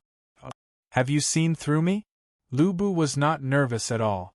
Even the Demon King's prestige could not make him timid. Of course. Before Yuan Lvg could say anything, Daji, who was next to him, spoke first. "You always say, only those who can defeat me are qualified to challenge Yuan Lvg. To put it bluntly, you joined us because you want to get more prey, right? Since you've said it like this," Lu Bu said and pointed his halberd at the throne. "Then let's not beat around the bush. Yuan Lvg, let's decide the winner here." With these words, the 2 rows of demon generals sitting in the main hall stood up and surrounded Lu Bu with their swords drawn. "All of you, stand down." However, Yuan Lvg once again gave such a puzzling order. The demon generals did not dare to disobey, and could only do as he said. After they left, Yuan Lvg looked at Lu Bu and said, "Now is not the time for us to fight. You should leave." He closed his eyes again. "Don't forget to take Zhang Liao and Diao Chan away from Guji City. When you have no more worries and successfully pass the martial competition, come and challenge me again." Chapter 831. Next match from Lukas Bernstein to Honda Tadashi wins. Matches were won and lost on the battle stage one after another. Regardless of whether the previous match was soul-stirring or boring, the copper lion statue that was in charge of announcing the matches would not care. Disregarding the situation on the battle stage, let's talk about the situation below the battle stage. After Roy Yu's battle ended, Feng Bujue left the battle stage and walked toward the stone tablet with the rules written on it. 7 Kills and Xiao Tan were standing near the stone tablet. Seeing Brother Bujue walk over, Xiao Tan waved at him. "Oh, you can't fight below the battle stage, right?" Feng Bujue walked to the stone tablet and saw the first rule. He then turned to 7 Kills and Xiao Tan. "Sigh. My plan to kill you two below the battle stage is ruined just like that. Hey! How could you say that in front of us?" Xiao Tan was shocked. "Why can't I say it? It's a killing game after all," Feng Bujue replied with a shrug. "Haha. Brother Feng, you're still the same." 7 Kills' reaction was calm. "Although the words are harsh, it's hard to hate your personality." 7 Kills was a few years older than them, so he had more life experience. He understood that people who would say such things in front of you were not scary. On the contrary, people who were overly polite and knew how to flatter people were the ones who needed to be wary of.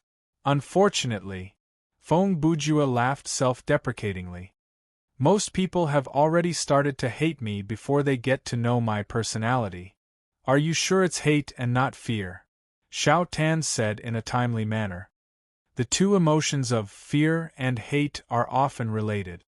Brother Bujue continued with a straight face. "I can easily list a dozen examples, such as cockroaches, snakes, slugs, ghosts, secondhand smoke, violent mental patients, rich kids who race on the road in the middle of the night, mock exams, pop quizzes, midterms, finals, high school exams, graduation theses. Are you sure these things that you have listed are in a parallel relationship?" Xiao Tan narrowed his eyes. "And, starting from the mock exams, the rest of the questions seem to be similar." 7 Kills' mouth twitched as he spoke. If you let him continue, he might say something like deadline. At this moment, a woman's voice sounded and joined their conversation. Everyone turned their heads and saw Hua Jian, who was a few meters away. "I haven't delayed a draft in a long time." Feng Bujue looked at the woman and showed a very unhappy expression. "You're still talking about that. Isn't that inappropriate? Only people like you who see delay as normal." Hua Jian looked at Brother Bujue with disdain. "Would see deadline as something to brag about." "Tsk." Feng Bujue raised his head 45 degrees and said in a disdainful tone, "If you're not satisfied, you can find someone else. I'm just like this." "You're not ashamed, you're proud of it." Hua Jian was helpless in the face of Brother Ju's attitude. "Oh right, I almost forgot." Hearing this, 7 Kills suddenly widened his eyes and looked at Brother Ju. "Brother Feng, you're a writer, right? I think I've seen you on TV before." A writer? I'm not worthy of that title." Feng Bujue replied lazily. "At most, I'm an author. You know, people like us who are in the art industry are very low-key. Don't worship me or I'll be embarrassed." "From the content of your words to the tone of your voice, do you feel the slightest bit embarrassed?" 7 Kills replied with a dry smile. "Yes. Look at how shy I am." Feng Bujue glared at her with his dead fish eyes and replied shamelessly. "That's enough, brother." Hua Jian cast a sympathetic look at the embarrassed 7 Kills. "If you continue to argue with him, You'll just lose your sanity. Then why are you walking over? Feng Bujue said to Hua Jian, do you think your sanity is too high? I'm here to see the rules. Can't I? Hua Jian replied. What's there to see? You're not going to fight. Feng Bujue's seemingly casual statement actually contained the intention of testing and provoking Hua Jian. Ha! Surprisingly, Hua Jian was not surprised that her plan was seen through. At the same time, she was sensitive enough to notice her brother Ju's intention. You're trying to provoke me? Who cares? I'm not going to fight. Then, she took 2 steps forward to stand before the stone tablet. Is there a rule that says those who don't fight can't see the rules? 7 Kills did not seem to understand what Hua Jian was saying. He asked with confusion, Pretty lady, if you don't fight, how are you going to complete the main mission? The content of the main mission is ambiguous, Hua Jian replied without turning her head around. Furthermore, the mission tab does not say that after surrendering, you'll be teleported out of the scenario, right? You have a point. 7 Kills scratched his chin and nodded. Even though the content of the main mission is to win the martial arts competition, what is the concept of victory? Is it to become one of the 10 challengers or to successfully kill Yuan Luji? I think, no matter which one it is, the difficulty is very, very high. Feng Bujue continued. In comparison, killing all the players other than yourself before the martial arts competition ends might be easier. Furthermore, based on the basic rule of killing games, as long as you're the last surviving player, you'll win, and it won't matter if you don't complete the main mission. That's easier said than done, Xiao Tan said. Currently, before the martial arts competition ends or something happens, it's impossible for players to kill each other. If you want to kill each other off the stage, you have to have the confidence to kill all your opponents before the demon generals arrive. If you can't do that, for example, if you only kill 1 or 2 people before the demon generals arrive, then all your efforts will be for naught. You'll be doing all the work for others. Now, he was able to analyze the problem easily. With regards to the killing in the ring, it's also very difficult. Even if the announcing statue calls out the names of 2 players, one of them can escape death by surrendering. There's no need to fight at all. You're right. That's the real difficulty of this scenario. Feng Bujue placed his hands in his pockets and paced around. That main mission is just a catalyst. It has led us to a relatively safe environment where personal fighting is prohibited.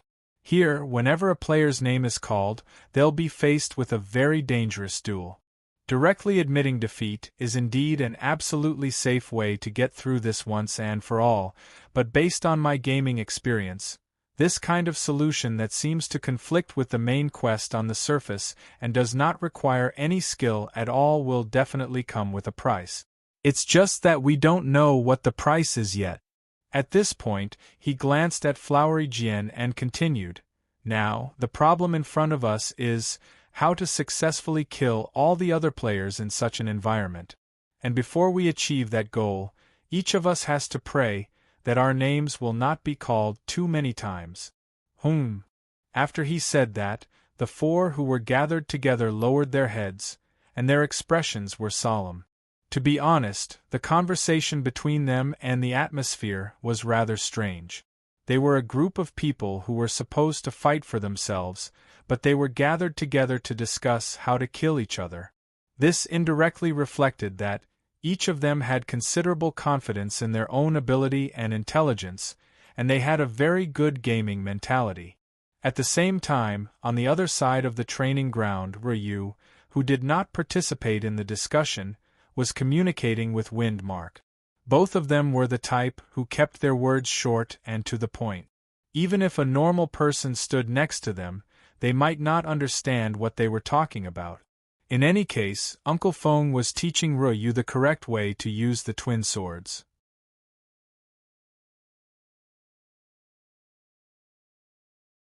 Chapter 832. Ku, with a muffled groan, a brawny man was sent flying and fell to the ground. At this moment, his weapon was broken, and his armor was full of cracks. The only thing to be thankful for was that he was still breathing. Humph! Looking at Honda Tadakatsu, who had lost consciousness after falling to the ground, Lucar Bernstein sneered. If he had admitted defeat earlier, he wouldn't have lost so miserably. As he muttered this sentence, he had already turned around and was ready to leave the arena. It seemed that he didn't intend to go forward and kill his opponent. The martial arts competition is over. 5 seconds after Honda lost consciousness, the announcing statue announced the result of this competition. The winner is Lucar Bernstein. The loser is Honda Tadakatsu. This result was beyond many people's expectations. In the unparalleled universe, Honda Tadakatsu's martial arts setting was very high, and he was vaguely on par with Lu Bu. In history, it was unlikely that Honda Tadakatsu could compete with Lu Bu in terms of martial arts. According to historical data, Honda Tadakatsu in reality was more than 4 meters tall. Let alone Lu Bu, even Hua Xiong would have no problem beating him. Who would have thought that he would be defeated after just one match? But this result was also within reason, because in the King of Fighters universe, Lucar Bernstein's setting was also very high. His design philosophy was to create the toughest and most ferocious boss of the King of Fighters. Of course, when the boss of the King of Fighters was mentioned, the first guy that popped up in everyone's mind would definitely be level 97 Orochi. His shameless, sunlight illumination had left an indelible shadow in the childhood of countless players. But to choose a boss that could represent the entire KLF series, it would have to be Lucar. Perfect moves, insane attack power, fast ending. Perhaps he wasn't a god like Orochi, but he was a fighting ghost transformed from a human. Perhaps he didn't have the overwhelming power of a god, but his power could still make people feel despair and tremble. Father. After the results were announced, a female general with a longbow on her back leaped onto the stage and rushed to Honda Tadakatsu's side. Oh! After a while, Honda Tadakatsu woke up to his daughter's call. He looked at his daughter, then at the broken sword beside him, and sighed. Sigh. Father's martial arts are still not good enough after all. No, father, you are the strongest, Dao Ji said with a sobbing tone. Sigh. Losers don't have the right to say such things. Honda sighed again. Help me down. This stage should be left for those who can still fight. Not long after, Honda, like the other losers, walked down the stage dejectedly. Everyone was silent and no one commented. This was a meeting without applause or boos. In this martial competition, no one would despise the loser, but no one would sympathize with the loser either. Everyone present was an unparalleled warrior. They didn't need to prove how strong they were. They only came here to find out who was the strongest of the strong. Next round. After the winners and losers left the stage, the announcement statue's voice sounded again. By Saws against Kaneki Gua. When they heard these two names, Xiao Tan, Hannah Jian, and 7 Kills were all confused. Who? I know Saws. Nandu Phoenix Fist. 7 Kills said, but who is this Kaneki Guha? Could it be a character from King of Fighters or Street Fighter? Xiao Tan mumbled, the people from these two series? I can't even remember the names of many of them. Anyway, I don't know either of them. Hannah Jian shrugged. Heh! At this time, Feng Bujue sneered, you are all too ignorant. When he said this, the three of them narrowed their eyes and looked at Brother Ju meaningfully. So, you know who he is? Of course I know, Feng Bujue replied in a low voice. I also know that Kaneki will win. What? 7 Kills was shocked. No way. He turned his head to look at the ring. Saz is the strongest in Nanda Holy Fist, so what? Feng Bujue said, Kaneki is still the strongest on earth, huh? The three of them were stunned again when they heard this. There's nothing strange about it. In his universe, it's set up like this. Fong Bujua added, compared with other universes. Kaniki's battle power when he was 5 years old was about the same as little Goku, who had just become Master Roshi's disciple, but he didn't know how to use energy wave. While they were talking, an arrogant figure had already jumped onto the ring. This person had short, blonde hair that reached the sky. He wore a dark blue shirt and pants, a long cloak that was white on the outside and red on the inside. He wore a thick, sharp metal shoulder guard on each of his shoulders, and a pair of metal shin guards that were higher than his knees. He wasn't particularly tall, compared to the other brawny characters in the martial arts competition, but his perfect sculpture-like muscles still revealed a distinct outline under the cover of his clothes. He was Souther, one of the 6 saints of Nandu, the successor of Nandu Phoenix Fist, and the Holy Emperor who had a mysterious immortal body. Humph! Who's going to die this time? As soon as Souther stepped onto the ring, he arrogantly said such a sentence. His confidence wasn't without reason. In the previous martial tournament, he had already stepped onto the ring twice, and each time he killed his opponent in seconds. His opponent didn't even have the chance to surrender before they were killed. Hey, I just have to go up and win against him?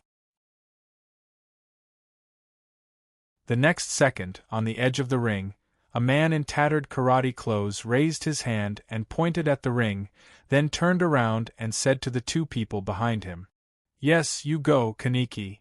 One of the 2 people was the mysterious man who defeated the Flood Dragon. The one who called himself, "I am Cloud, Thunder is my relative." His name was Rocky, Kaneki's good friend. Generally speaking, he was a very narcissistic clown who liked to dance awkwardly while accompanied by his own BGM. But his strength was indeed very strong, and his unique skill was the super invincible King Kong fist, that was said to be able to fire 50 shots in a second. Good luck, Kaneki, we will support you from below the ring.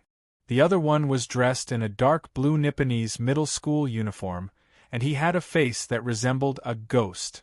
He had a square face, square eyes, a large mouth, and 2 sharp canine teeth. However, his appearance didn't give off a terrifying feeling. On the contrary, it was rather amusing. His name was Zaido, and he was the young master of the violent group Fire Hall Group. He was very violent, and he often didn't go to school, so no one knew his real age. He was also Kaneki's good friend. Oh, okay, I will do my best. Kaneki had a harmless and innocent smile on his face. He responded and then jumped onto the ring. Kaneki Guha, National Treasure Kenichi, and the 2 people above came from the comic Burn, Big Brother, or The Good Kid of the Forest. He was a child who grew up in the mountains, and this year, forever, he was 13 years old. He had long black hair that reached his waist, and a pair of Ultraman-like goose egg eyes. He wore a white karate suit with torn sleeves and trousers, and a black belt around his waist. He was kind by nature, and his IQ and EQ were close to that of a child. Usually, he would turn into a short and cute version of himself, and even his sister could easily lift him up and put him into the pocket of her bicycle. But when he was serious, Kaneki would turn into a muscular man with a height of 1.9 meters and become the strongest man on Earth. Huh? Are you serious? Saz saw Kaneki, who jumped onto the ring, and immediately showed an undisguised expression of disdain. Hello. I am Kaneki. Kaneki raised his hand and greeted him with a smile. Humph. Saz closed his eyes and sneered. Kid, hurry up and surrender, I am too lazy to kill you. In his view, this ordinary-looking Kaneki was basically a villager-level trash, and killing him would not give him any sense of accomplishment. Kaneki scratched his head, thought for a few seconds, and then asked, What is a portrait? It is surrender, not portrait. Saz corrected. Surrender to the river. Kaneki said with a puzzled face.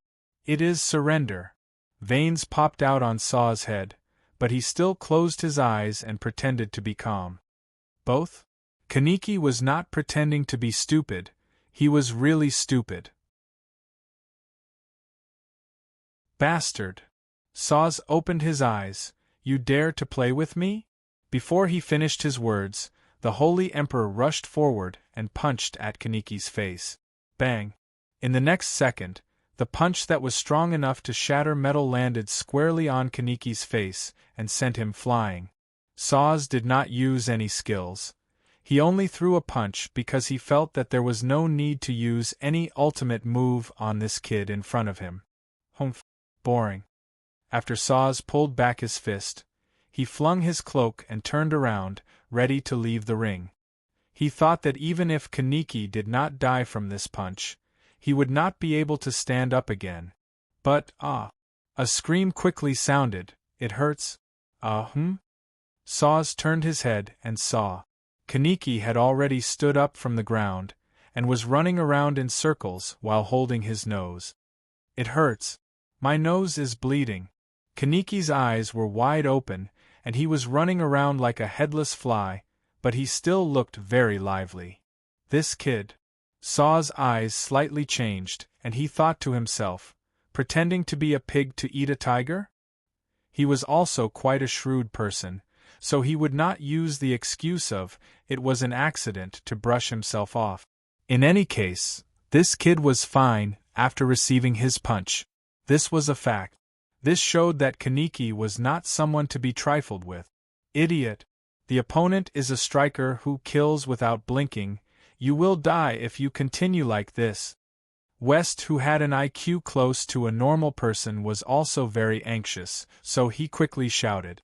Loki also said, Kaneki, you have to do your best. Don't forget. Only by defeating you and Luzzy in the end can our world be restored.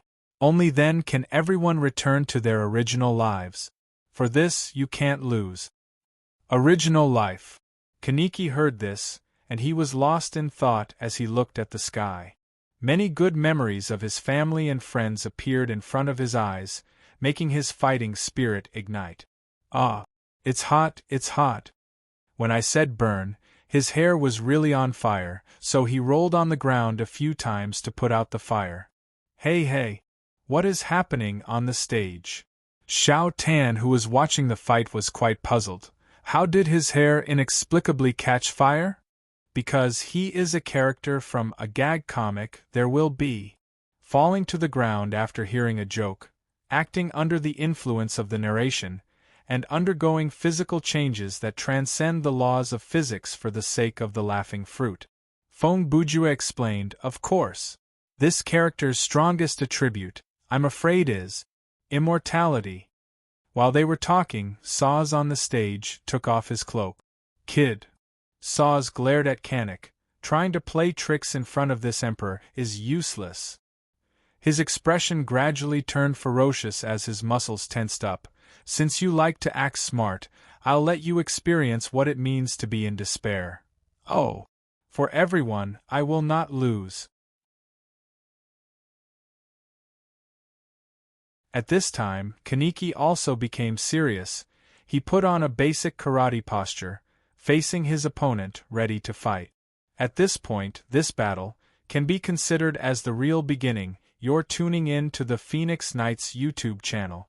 Don't forget to subscribe and join us on this journey to catch the most captivating stories.